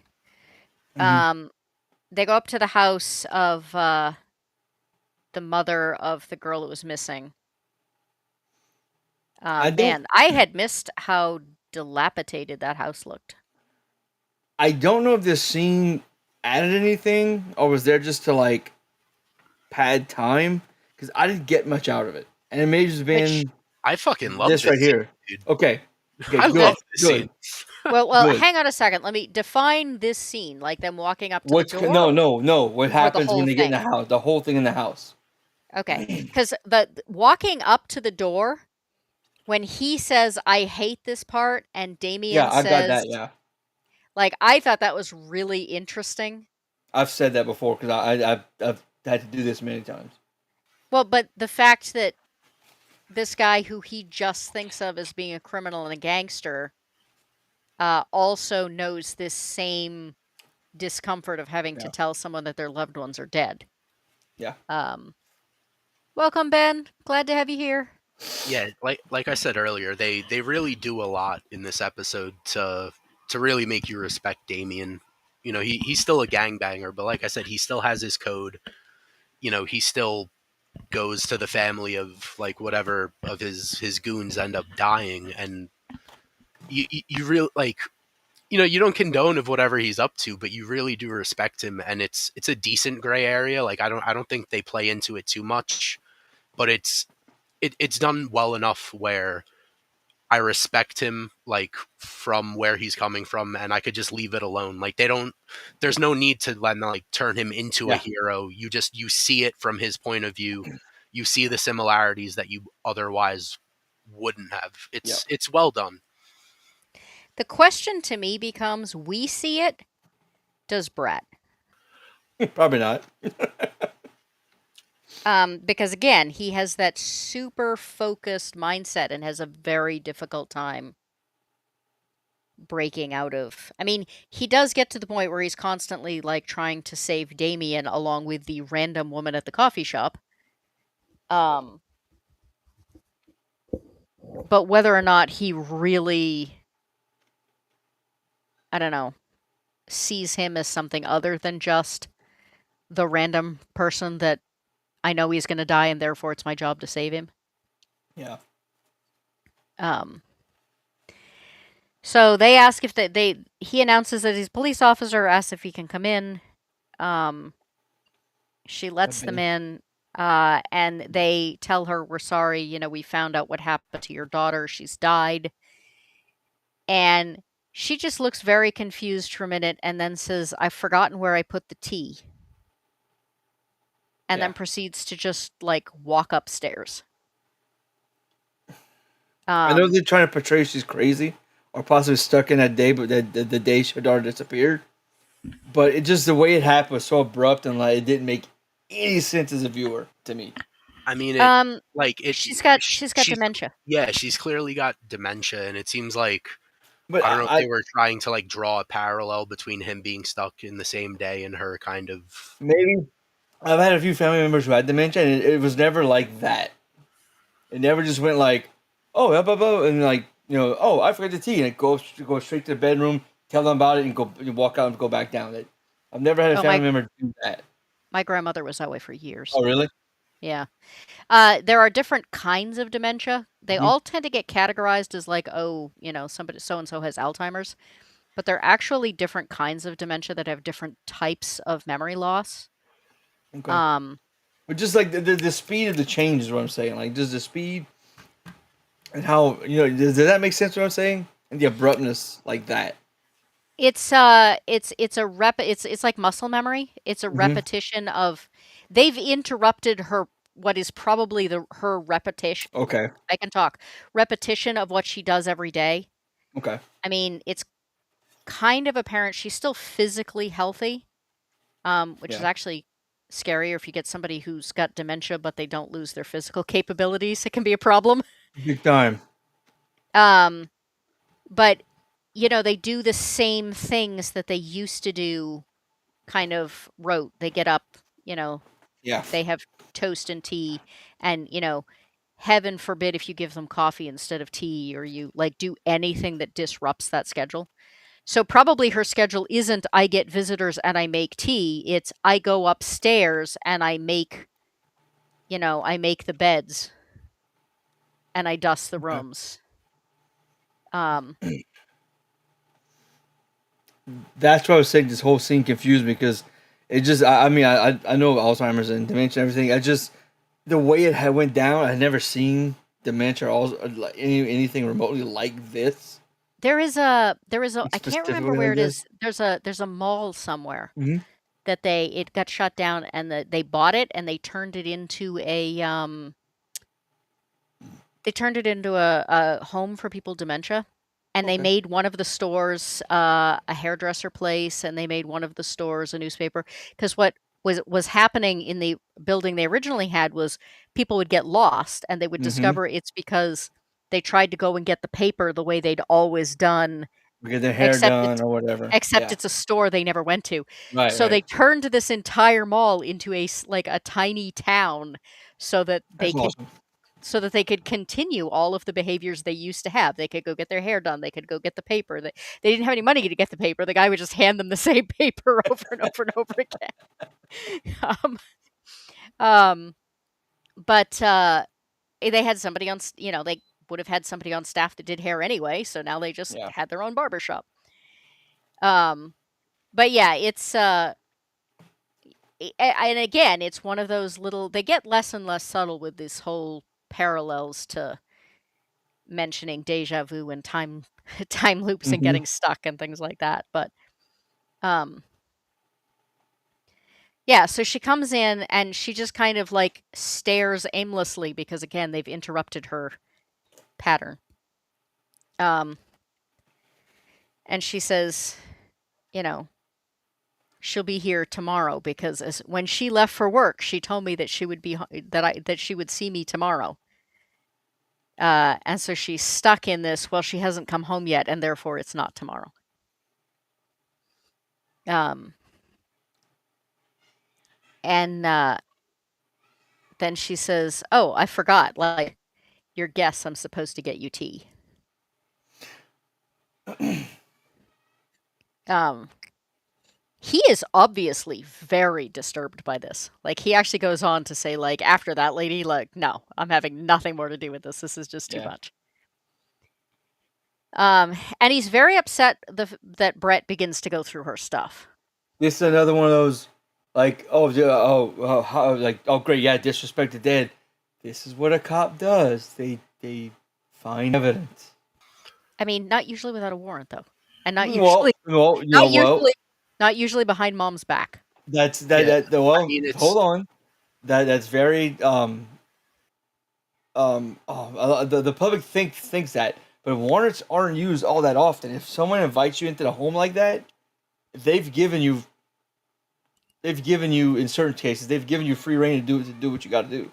Oh no, I wasn't saying specifically this case. I'm saying in Yeah, general, if police officers are in and going yeah. through your stuff, No, no, you don't need a they warrant. they either need a warrant or they wouldn't be doing it behind the because I don't know, I'm pretty sure someone could go Mhm. to court and say she's not in her right mind and therefore her giving permission was not true It's consent. possible. It's possible.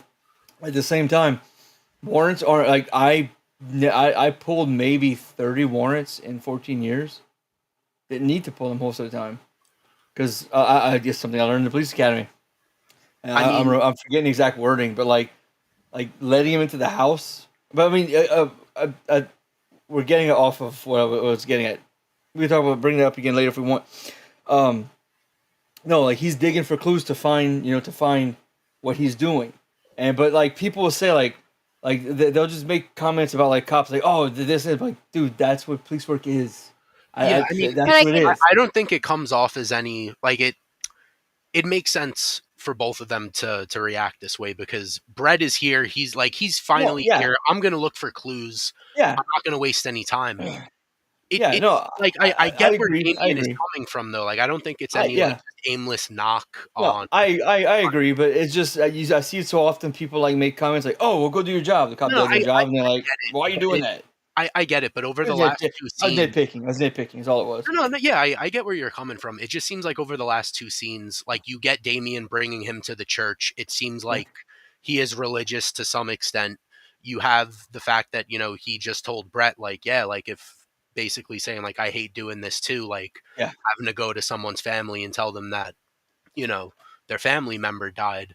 So it shows that he has this certain respect for the dead. Like I don't think what he's saying is coming from any bad place. It's just like you understand where he's coming Yeah. from. And you Yeah. I get understand it. Brett being like, dude, I gotta look for what I gotta fucking look for. Like, let's I haul think ass here. it's also an excellent example about how people can have like diametrically opposing views, but neither of them is really wrong. They Right. just have different goals. Damien's goal is someone dies, like the family comes together, the neighborhood comes together, and it's about protecting the people who've been hurt. It's about the people who are still alive. Hmm. It's about comfort and support. Brett is coming from the perspective of we have to find the killer. We have to Yeah. solve the crime. He's worrying about the dead. Damien is worrying about the living. They're very opposing viewpoints. They clash a lot in Neither are how things wrong. get handled, Yeah. but neither of them is wrong. Right. They're just different. Um, and I think especially in a day and age where, we can't have a disagreement over a movie without somebody being evil. I Yes. think it's really interesting to see that in a television show. Yeah. Um, so he pulls out this box. He's got a place that's got, all sorts of motel shampoos, and he says, "Well, maybe she, worked and like just took some stuff home." and he says, he finds a I don't know, a matchbook or a card or something from I guess a very expensive restaurant. Well, that and he also finds like some expensive Earrings. jewelry, and he's Yeah. like, Right. "Yeah, And then would he keep that says, in the hotel." would she be able to afford these? And he kind of grins. He's like, He knows that's what she kind of did. Oh yeah, that because he goes, that's "Hey, kind of you like had a yourself a papi chulo." a good for you grin right there. Yeah, he's like, "Shit, she Um, had a sugar daddy. Good on her, and girl." he's That's like, if basically that his means his sugar take. daddy, I think you're right. um, so he asked, like, did she work at a hotel? And she said, no, no, she worked at a very expensive club. What's the name of the club? Oh, I don't remember. Like, you should come back tomorrow and ask her. Um, and he says, I can't come back tomorrow. And she says, oh, she'll be sorry, so she missed you. If I could only, remember Mr. Deadweiler's number. And he's like, who? And she says, oh yeah, he got her the job. Like, he's a very nice man. Yeah. And they're like, good enough. We're off. Um, and again, I know that Brett's on a tight timeline, and I know that he looks at things differently. And I suspect had this been made 10 years later, there would be some differences. Mhm. But he basically still leaves this crazy lady in her rundown house, uh, living the same day over and over again as well. um, Probably Damien, on the other hand, goes and makes a call and is like, hey, somebody needs to like start checking on this lady. Like, Damien is the social worker here. Like, that's Yeah. um we have another drone shot. How much of the budget for this show do you think was drone shots? Jeez. Considering Well, that considering drones were probably not. I was thinking maybe it's helicopter shots. Well, between the God, drone that'd be even shots, more even if expensive. it was a helicopter shot, like they're both, I'd say a Expensive. Yeah. good amount of money got spent on that, and the church they had to build for the previous scene. But and then they had no budget left, and everything Yeah. was just shitty shaky cam. But worth it, I guess. Yeah. The show was written by crackheads. They couldn't afford it. Um, have either of you ever seen the movie Lex or the television show Lex? Mm-mm. I don't know. Uh, I don't think so. it's a 90s sci-fi show. It's very, very strange. Oh, you did a video on it, right? There was a little blip on it, yeah. And Gotcha. it was described as, let me see if I can remember. Oh, what was the other sci-fi show that about the guy that gets Baywatch sucked through a Nights. worm? No, about a guy who gets Stargate. sucked through a worm. Farscape. Farscape. There we go. I They said fucking love it. Farscape. Yeah, they said Lex is if you took the half the budget they had for Farscape and then spent 80% of it on drugs. Oh. Sweet. Man. I mean, I'll check it out, man. So this time Damien is not in the front seat. The driver is in the front, and Damien and Brett are in the back. And they pull up again behind this van with the girl on it. He's on the phone. And let's see. I don't remember what this. He's busy yelling at him about something, but I don't remember what. Well, he's telling me we're done. Yeah, crazy lady was enough.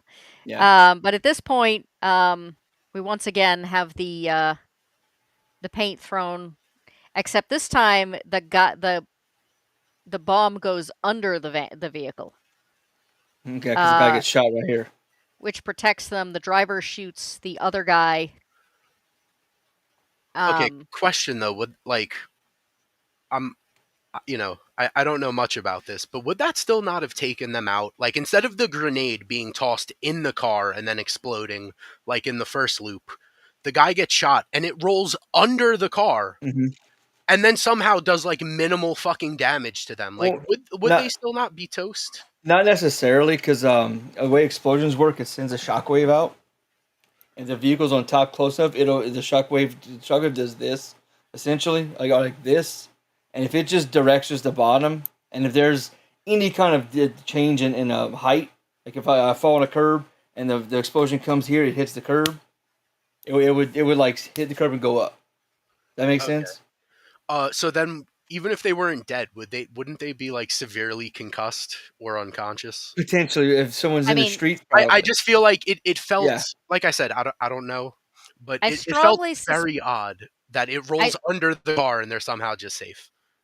I strongly suspect that tomorrow, if tomorrow actually came, they would wake up and discover they had very severe back pain yeah, and Yeah, whiplash for like weeks. The thing is that um right now they're adrenaline rushing, so they're not feeling it yet. and yeah, Hanayama. Like I know grenades don't explode like they do in movies, but I still feel like they walk away from this almost unscathed, and it's just a little odd to me. and plus, going back like an explosion in the water. If there's a mine here and you're here swimming vertical, you're dead. But if you turn horizontal to it, there's a good chance that it just like goes around. It goes like around you and doesn't like liquefy your insides. Gotcha. Okay. Oh, this scene was great. Yeah, they get so they I get yeah, loved they get it. in the skinheads van and they turn it on and there's like It's Asia's white heat of the yeah, it's like moment. It's Asia's like let that it's sink like in, people. If the you're the, the unfamiliar with whitest the the song, whitest pop gentle music yes, it possible. is 80s progressive pop rock. It is the cheesiest. Like I love Asia. I love great band, The but look on his face you're right expecting they're skinheads. You're expecting Pantera, Lamb of God, something brutal. And they're Mm-hmm. listening to the most like I love John Asia. Wetton, I love Steve Howe, but they're listening to Asia. It's like it's so funny. It caught me off guard. It was a really good laugh. Kudos to the fucking show because Oh yeah. it cracked me up. And the funny thing here is that you see all of them are like, what the fuck are we listening to? And then yeah, right here it zooms in and it says CD track 5. Um on Asia's first album, Heat of the Moment is the opening track. So this has to be some like CD playlist that they burnt. And I would kill to know what the other songs on this fucking playlist were. Like What's I'm not at hysterical this is point I'm expecting like, in the arms of an angel or something. hello. Hello to the waving person. Um what I'm entertained by is the fact that you know exactly which track the song is supposed to Right. be on. Dude, listen. Like I said, I like Asia. I love Steve Howe. I love John Wetton. Great band, dude. I just like it is very 80s commercial prog pop. Like it's not what you expect skinheads to listen to. Right. Like I said, some Now Michael Bolton or some Kenny G.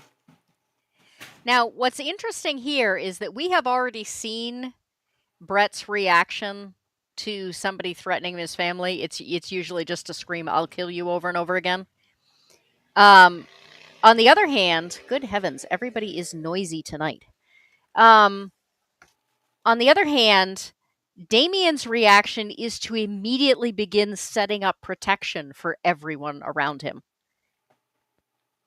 Um, basically saying like, "Yeah, I don't care what happens to me. Like, make sure that Yeah. everyone's covered, and if anyone comes for my family, burn them down." Yeah, and I think there's a specific line where he says like fuck the van, focus on my family. So whoever he's on the phone with is more like, oh my god, the van got blown up, and he's like, Yeah. no dude, like priorities, Yeah. my family. And he handles it much better than Brett. Like we do see Brett do things to try to keep his family safe. He just goes about shit in the worst way possible, partly because he's in an impossible situation, partly because he's a fucking moron. Well, but it's also he feels like he's trying to do everything himself. So it's not I'm going to call someone to protect my family. It's I'm just gonna do everything. Yeah, I I have to get protect it. my family.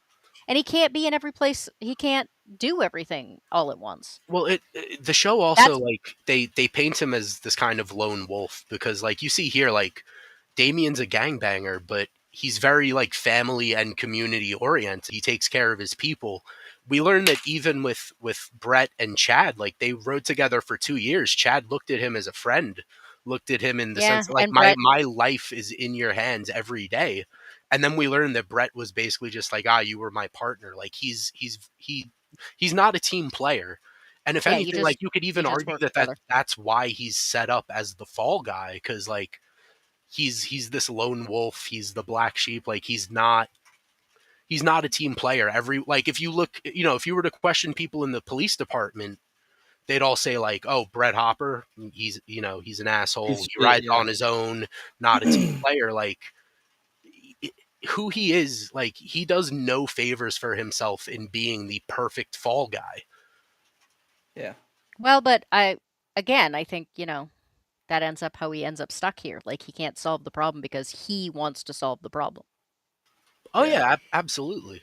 I mean, the best he does is that when it becomes very apparent that he can't save Rita, he says, "If I can't save you, go to Chad." But even that's him setting it up.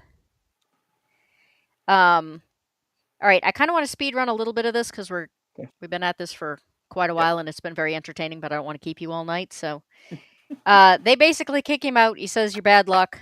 They throw the CD at him, and he's lost his phone. He left his phone in there, either in this van or in the other one. I'm So picking he that starts, CD up. huh? You're picking Oh, the I said, CD up. yeah, I'm picking the CD up. Right? Uh, back when there were still payphones, he calls his current partner that he takes for granted. Um, and she says, "Have you heard what they're saying?" And he's like, "Yeah, I know. I got to talk to you about that." And she's like, "So you know about Chad?" And he's like, "What?" And she says, "Yeah, he was gunned down at an ATM. They assume it was a robbery." And he's like, "Oh, this didn't happen before. Like they didn't put a hit out on Damien before. They didn't, Chad didn't die before." And she once again is like, "What are you talking about?" Yeah. And he says, "You got to get me to read it." So he gets there, and she's crying, and she says, "He was a good man in his way. Oh, wait, He wait. didn't." This would confuse me. It's daytime right here, right? No, I think that's just lights. Okay, I assumed it was daytime. It confused me. I was like, Because wait. because this up in this corner, it's still Mm-hmm. dark. Okay. I think this is just the lights, maybe from the Okay. car or something. Um, I mean, this is the city. It's always too bright to me. So, Yeah. um, so she says, "I know what they're saying." It's interesting. In none of these loops does she ever believe that he did it, which is kind of cute. And she says, "You need to go. I don't want them catching you. I couldn't stand it if anything happened to you." Um, and he basically kind of hangs on to her and says, "I'm not going anywhere." Um, which is very sweet, except then we immediately cut to a morning shot where he's like, "No, I gotta go." She's like, "No, I don't want you to go. Like, you're turning down breakfast?" Yeah. Um, I'm trying to figure it out, Hannah. um, so it's kind of funny because it's like every other time they have had breakfast, it's been, or tried to go to breakfast, it's kind of because he suggested it. And then this Yeah. time she suggests it. Um, and he says, "I gotta find this guy." And then we see him with this notepad where he's apparently copied down. Ooh, I bet there were still white pages when this was made. Copy people's address out of the phone book. Uh-huh. Or tear the page Um, out. well, he apparently didn't because he wrote them all down. Yeah, yeah, yeah. I have to say that compared to most of the law enforcement and/or doctors I've ever worked with, he has pretty neat handwriting. I thought that too. I thought that too. And I love this house. Mm-hmm. I don't like its location, but I love the house. I don't love the fact that I can, see the neighbors next door. Yeah. But then I can see the neighbors during the wintertime next door here, and I don't like that either. So he knocks on the door, and you see the shadowy apparition that we have seen before. And he has flashes of this guy, and then he punches him out, like sends him flying into his own hallway. And I thought to myself immediately, well, Eraser's got to be certain about those anger issues now. Yeah, I mean, it's just. I get that they're trying to keep the anger issue thing consistent. I just feel like this is one of those things where it really does make Brett look stupid because, like, you see that he is written down the address for every Detweiler in the area, and he's been going house to house. That's what the list was for. So in all the time you were going house to house, what the fuck was your plan? Find the right guy and then just punch him in the face? Like No, he had no idea who this guy was. Mm-mm. He was just going around going, "Hey, did you know this girl?" He didn't know he was going to find the Okay. guy Yeah. who shot his girlfriend repeatedly. Yeah. Okay. Yeah. I still feel okay. You know what? That makes him being quick to anger. It makes more sense. He basically just opened the door and saw his worst nightmare standing in the doorway. You're right. You're right. Totally out of the blue. And the wife goes, "What's going on? I'm going to call 911." And he says, "Yeah, sure. Go ahead. Call 911." Jacob, I hope you're feeling better. So he's just laying there on the floor bleeding. And he's letting him lay on the floor and threatening him a lot. And he says, "What? Give me one good reason." And they hear the Which, yeah. She has a shotgun. And the interesting thing is that we have no idea how the scene ends. Mm-hmm. This is the one time where he's just like, you know what? We're just going to start the day over again. Well, okay. So I think what they were trying to do for a quick second was be like, oh shit, did he actually get shot at? But we know that if that were the case, he'd be dead. There would be no loop. Right. So you have to assume that he just fled the house and then spent the rest of the day lying low. Yeah. And if that's the case, I'm happy that we just get this quick edit right to the next day, right back where we were. Because, one of my big problems with episodes 1 through 4 as a whole was that it felt like we were seeing a lot of the same shit for the sake of seeing the same shit. Because it felt like there was just a lot of killing time to get to episode 5. Here, though, like, I'm very happy with this because we don't waste, like, I don't need to see him running from the cops until nightfall. It's fine. Like, I don't mind this quick turnaround whatsoever. I feel like they have been speeding those things up with every episode. Like, they started out really long, drawn out to make sure that you knew that he was in a time loop. And then the montages have been getting quicker and quicker and quicker with each rotation. It's just been kind of a steady build up, so I think it's easy to miss. Until you get this one where he's just basically like instantaneously poof, 24 hours later. Yeah. So he comes in, the guy offers him coffee. He basically says, what's interesting is he has not punched him in this time, and yet he's using his tongue on the corner of his mouth where he got hit as if he'd been punched. I don't know if that's just a thing that actor does, or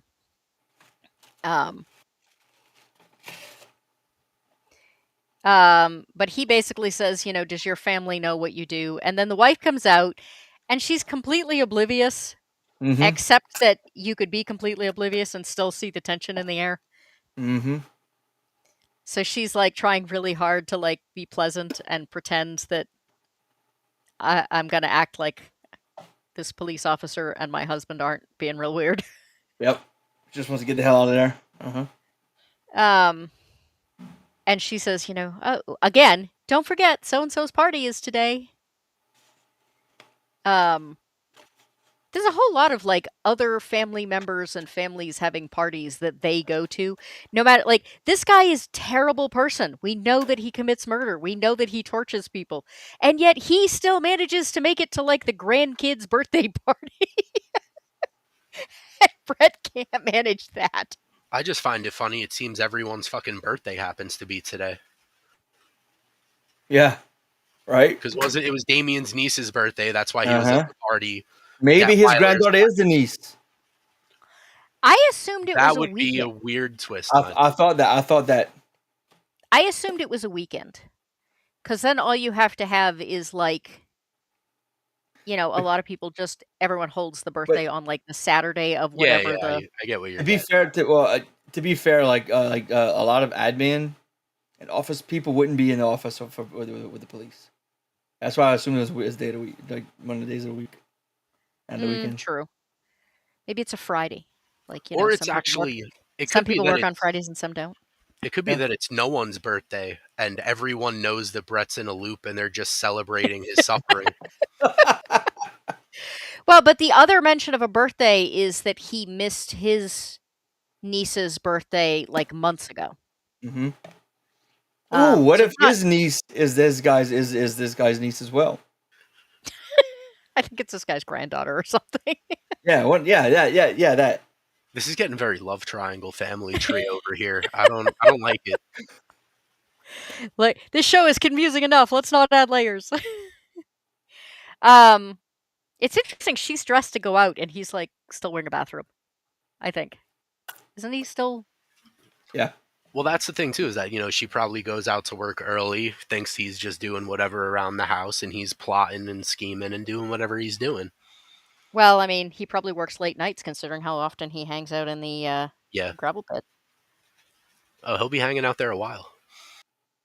No spoilers.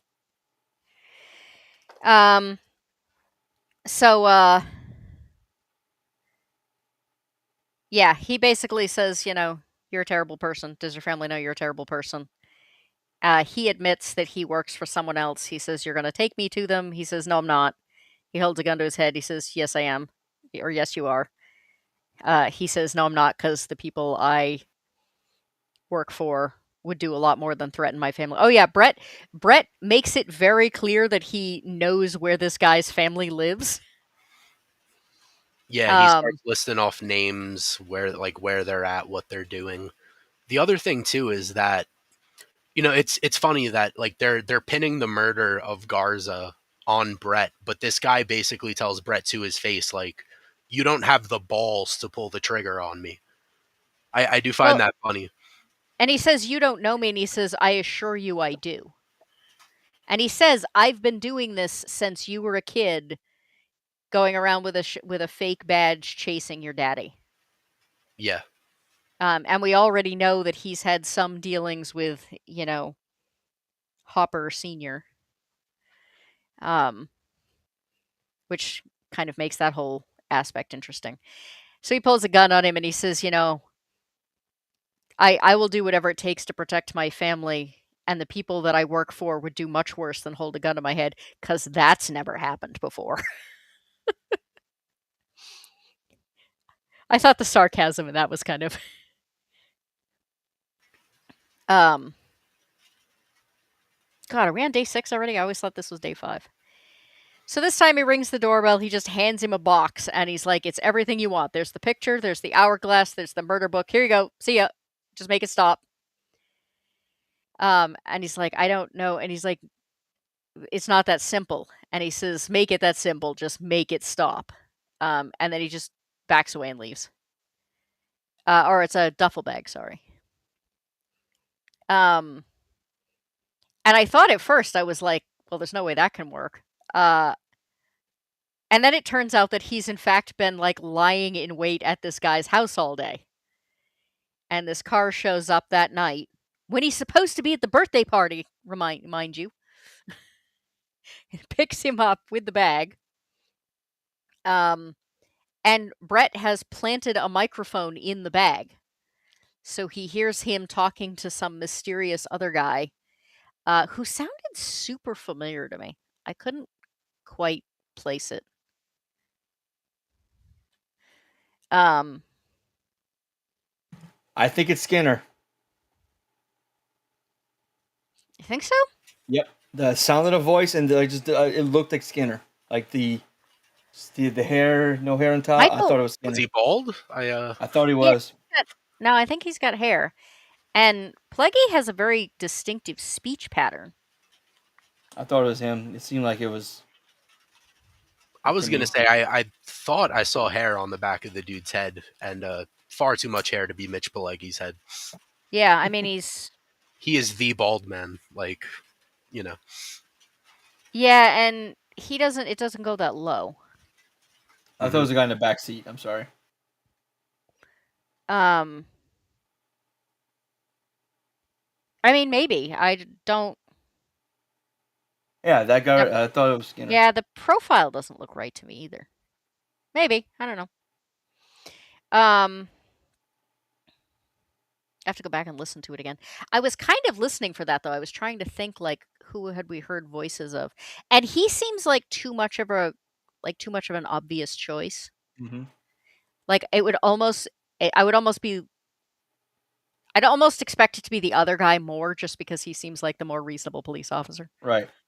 Like he seems like, It's oh, possible. he's the one who's not so bad. Um, so he says he showed up at my house. He had everything. I don't know. And he's like, you let him leave. And he said, well, it seemed like the best thing to do given the circumstances. Right. Um, and he said he claimed not to know anything. And he says, well, what did he want? And he says, I don't know. He just said like, make it stop. I don't know. I don't know what that was in reference to. And he said, well, if he has the murder book, he knows more than he's letting on. And then he says, like, get rid of everything. The cop who lost the book, and he thinks about Chad getting shot, and then he says, the gang leader, Damien, and he says, and Hopper. He says, well, what about the girl? And he says, I'll take care of the girl. The assumption on everyone's part being that the girl is Rita. So he's driving like crazy. He's making phone calls. He starts with Rita. The phone, she doesn't pick up the phone.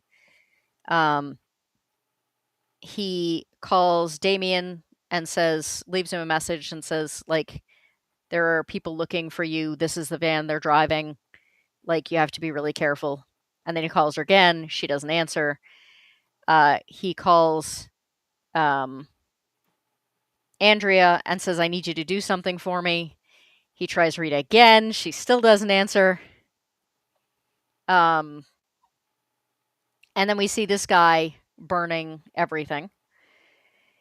And he gets a call that says, I have the girl. And he says, I'll be right there. And he leaves some of the pictures and he leaves the hourglass sitting on the mantelpiece unburned. We see the skinheads looking around. He says, he's got to be here some way. They never get too far from where they live. He talks about them kind of like they're like animals in a den or something.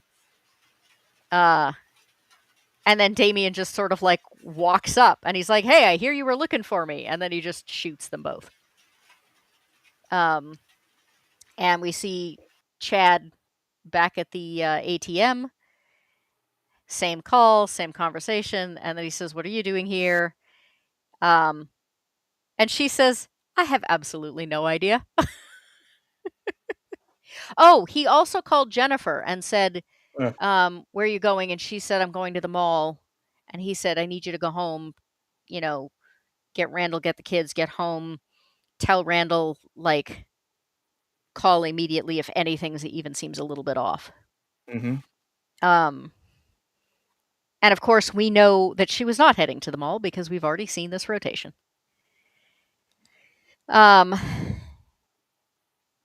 Rita gets home. We have a, scary jump scare moment. And then it turns out that Brett's just terribly worried because she didn't answer the phone, but she didn't answer the phone because she's just getting home. And she says that the cops like really grilled her like badly. And she says, you know what they're saying? And he says, yeah, I didn't do it. And she says, why is this happening? And there's really no answer to that. Um, and then we cut to the gravel pit again. And our scary man gets out of the car. And the car drives away. And he looks a bit confused by that. Mm-hmm. And the guys that he has thought of as his underlings for a while won't answer him when he says what's going on. And he says, where's the girl? You told me you had the girl. And he says, this is not a night for mistakes. And they're like, yeah, we totally agree. And they said, you let him come to your house. I don't know how he was supposed to prevent that. But they kneecap him. And they put him on the ground. And he says, remember, next time it might be you. And then they begin dumping sand from the sand truck on him. Because he's not kidding, apparently, about, there being worse things than having your head blown off. Yep. Like sand in the hourglass. These are the days of our lives. And then we hear that same voice again talking about the difference between warnings and examples. And says, a lot of people don't heed warnings. But this is how we bury our secrets. Do you understand? Yeah, there's definitely too much hair there for Skinner. It comes up here too high.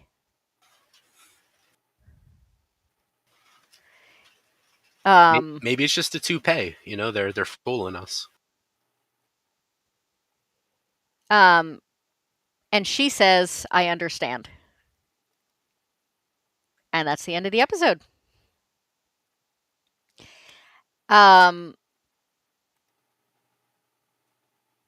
Eraser, I thought when I watched that, I had not considered this before. You kept asking about why she would have this argument about Brett not being there and parties and everything when her house has been broken into and everything else. And I had this, and why she wouldn't talk about the package until he like literally had a gun to her husband's head. And I was like, oh, this is why. Because but there's a whole lot more going on than someone just gave her a package. I know, but the thing is, you have to assume that because she called the day before intending to tell him, and those bruises aren't like purely fresh. Like it seems like these guys have gotten to her before the day of the loop. So she still called him with the bruises intending to tell him about the package at that time. I still stand on that. That's an issue, and I still think that argument should have happened in the second episode. Yeah. Right.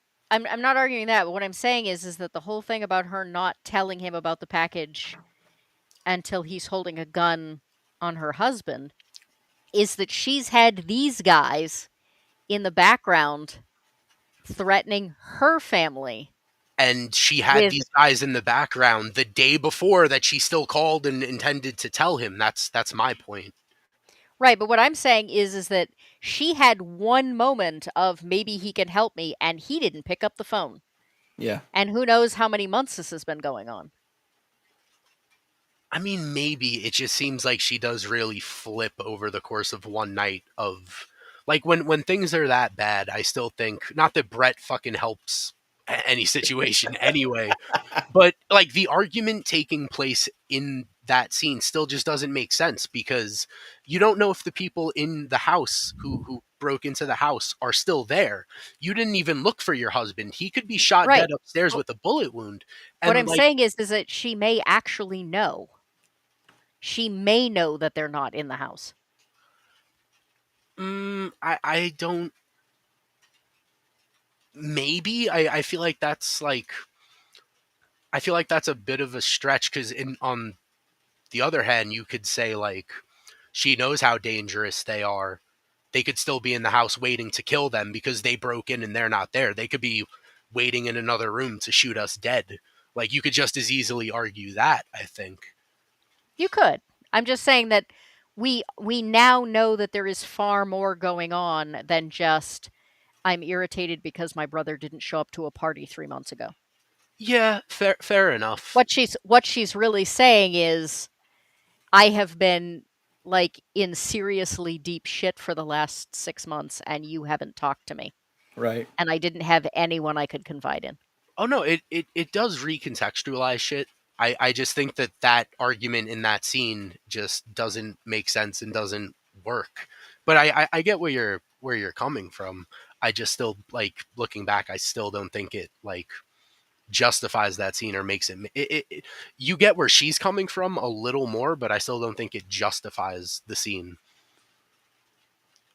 See, I think it does because it shows that she has a lot more stress than we ever knew what was going. There's a lot of stuff that when you go back and rewatch it, you go, "Oh, now that we know this fact suddenly makes a lot more sense."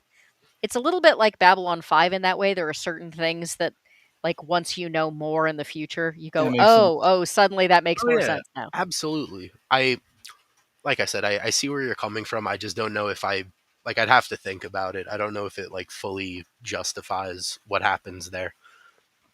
I do like the I ending mean, of this episode though because um like it's pretty obvious that Detweiler is clueless about the loop. You know, like Brett keeps saying make it stop. He doesn't know what he's talking about. In the first episode, um you know, Brett believes and we kind of believe that the injection is what's causing the loop. And in the second loop of the first episode, um you get that dialogue where he mentions like this all happened before and you're going to inject me and Detweiler's utterly confused. So like we assume as the audience that like you know the shadow people that are doing whatever they're doing have nothing to do with the loop itself. But now we also learn that Detweiler isn't the big bad. He's like a Right. mini boss, and there are people above him. So like it does open up that possibility of he like was he was are middle management and someone was just promoted over his head. yep, pretty much. No, Makes but sense. it does open up that question of like are the Hmm. people in charge, like the you know the shadow people at the top, are they actually causing this loop? Because they, like I said, in early in the first episode, they make clear that like Detweiler didn't know about the loop, and we assumed he was the boss. So Yeah. this does like it changes things up, and it's interesting. Yeah. I agree. Any final thoughts from you, Darnell? I'm, just the things I mentioned. I'm gonna rewatch the episode, see if I misunderstood some things. I can't wait to see next week's episode. Sweet. I'm excited. Um, so Eraser, since you were my experimental, you've been up to 8. Is that do I remember that correctly? Hello? Oh, my mic was muted. Sorry. I I don't know if I watched 8 or if I got to 8 and then stopped, but I'm around there. Yeah, like I haven't watched that far ahead. I haven't finished the season or anything. Yeah. So anyone who missed it, I did a little experiment. I thought maybe the reason I liked this show so much is that there were interviews where they said that if this show had been put out when Netflix like was just dropping entire seasons and you could binge watch them all at once, that this show would have done a lot better. And when I was first introduced to the show, I watched the entire thing in 48 hours. And so it occurred to me that like maybe this show was better if you watched it in kind of binge chunks. So I asked Eraser to watch ahead, um, just to see if it made a whole lot of difference. So Well, last week I had already seen through one up to 5, but before the show, I rewatched 3, 4, and 5 back to back, and it made it more enjoyable. oh, okay. So Uh, Peeper said it was so good, Eraser is speechless. Yeah, I wish that was the case with this show. It was a 10 out of good, huh? I wish. I like it. I It's gotten so much better. Like I said, we finally get 2 episodes back to back that are decent episodes, and really like we get a lot of good character work. Like I said last week with Chad, this week with Damien.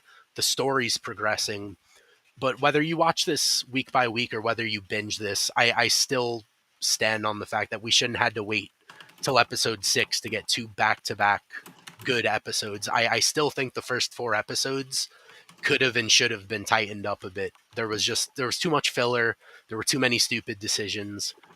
I get what they were going for. I just think the execution was really bad in certain places. um but I wonder if that would have had as big an impact if you'd just been watching the first 4 episodes all at once. I guess that's instead of over 4 weeks. I think that was what I was kind of getting at.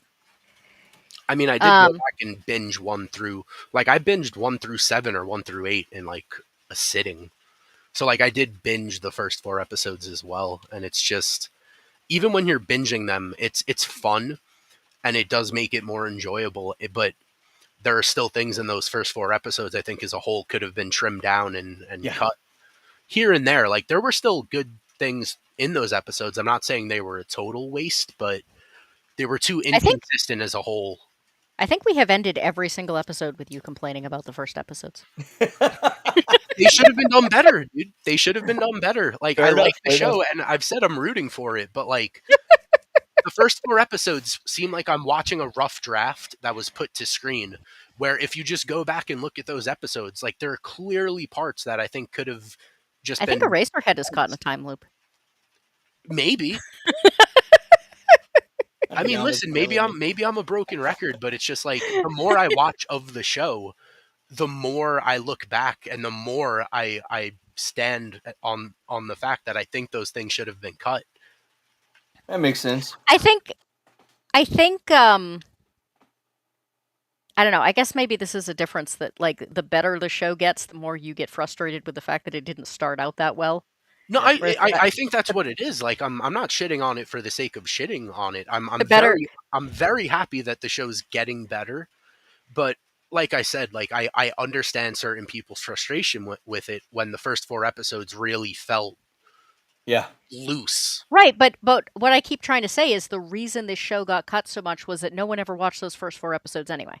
Well, it's not even a matter of if it got cut. Like forget, like even if it was put to streaming and it wasn't cut early, I'd still think the first 4 episodes could have been like take Andor for example, right? I like Andor, but for both of its seasons, the first 4 episodes certainly could have been cut down. Like I still like the show. It's nothing against it, and you can binge it because it's on streaming. But whether I watch it one time or whether I rewatch the seasons, I still look back and I go, some of this shit could have been cut. That's Makes because sense. you're not used to watching, when there were 24 episodes in a season. All right, we do need to wrap up though. Darnell needs to head out pretty soon. So, Darnell, why don't you tell us where you're at and what you're doing and what's going on? Tomorrow night I will be with Killer Games Cast on Rumble. We do AI Dungeon where we do the horror story. Me, him, and just Gina. And then at 9:30 p.m. Central Time. I'm sorry, that starts at 8 p.m. Central Time. At 9:30 p.m. Central Time, my channel, Lights Camera Citation. We 2 Civs and a Pig. Myself and 2 friends are gonna go over body cam videos as we do every Thursday night. And we just kind of, they asked about police procedure. I explain it, and we both express opinions, and we just kind of meet in the middle at the end. So yeah, that's where I'll be. All right, Eraser, anything that we should know about in your world? Nah, I'll be floating around the internet. Subscribe to places. Don't be a dick. That's it. That is the only rule for my Discord. In case you haven't signed up yet, don't be a dick. Rule number 2 is if you ever force me to make another rule, you will automatically assume to have been in violation of rule number 1. So isn't rule number 2 weren't you forced to make that one? So isn't it kind of like a No, I just made that one on my own. Okay. I was like, don't be a dick. Don't force me to make a rule other than be a dick. Yeah, don't be a Skinner. um, previous to this, my longest script has been about 4,200 words. I finished my script yesterday for Battle Royale. It is 8138. So this is gonna be a big one. I hope to get I it love out that soon. movie. This is Battle Royale and 10 movies that wanted to be Battle Royale. Most of Oh, which were nice. terrible horror movies. Yes. Oh, Um, yeah. I've heard name a so bunch of them. I also, after tonight's show, will have eight videos left before I hit my 100. So based on the poll votes, I'm guessing we're going to be having a party, and we'll have to come up with something extra special. If anyone has any suggestions, I would be delighted to hear them. So, I say Aliana we says, I say we binge watch both seasons of Carnival.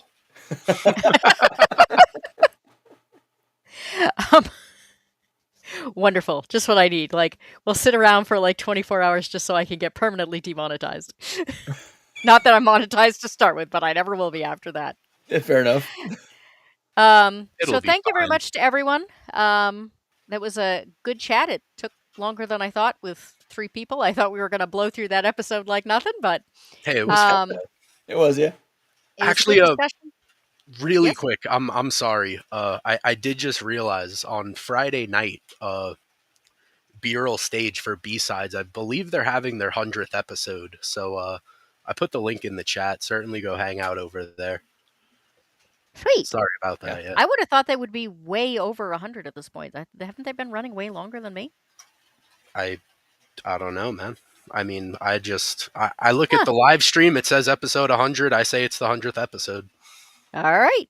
Well, good for them. So everyone have a wonderful evening.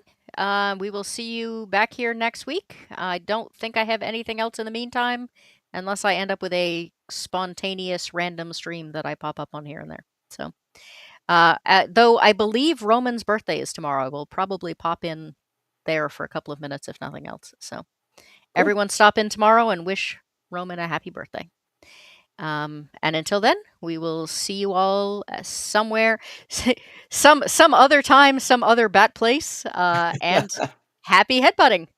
Take care, people. Peace.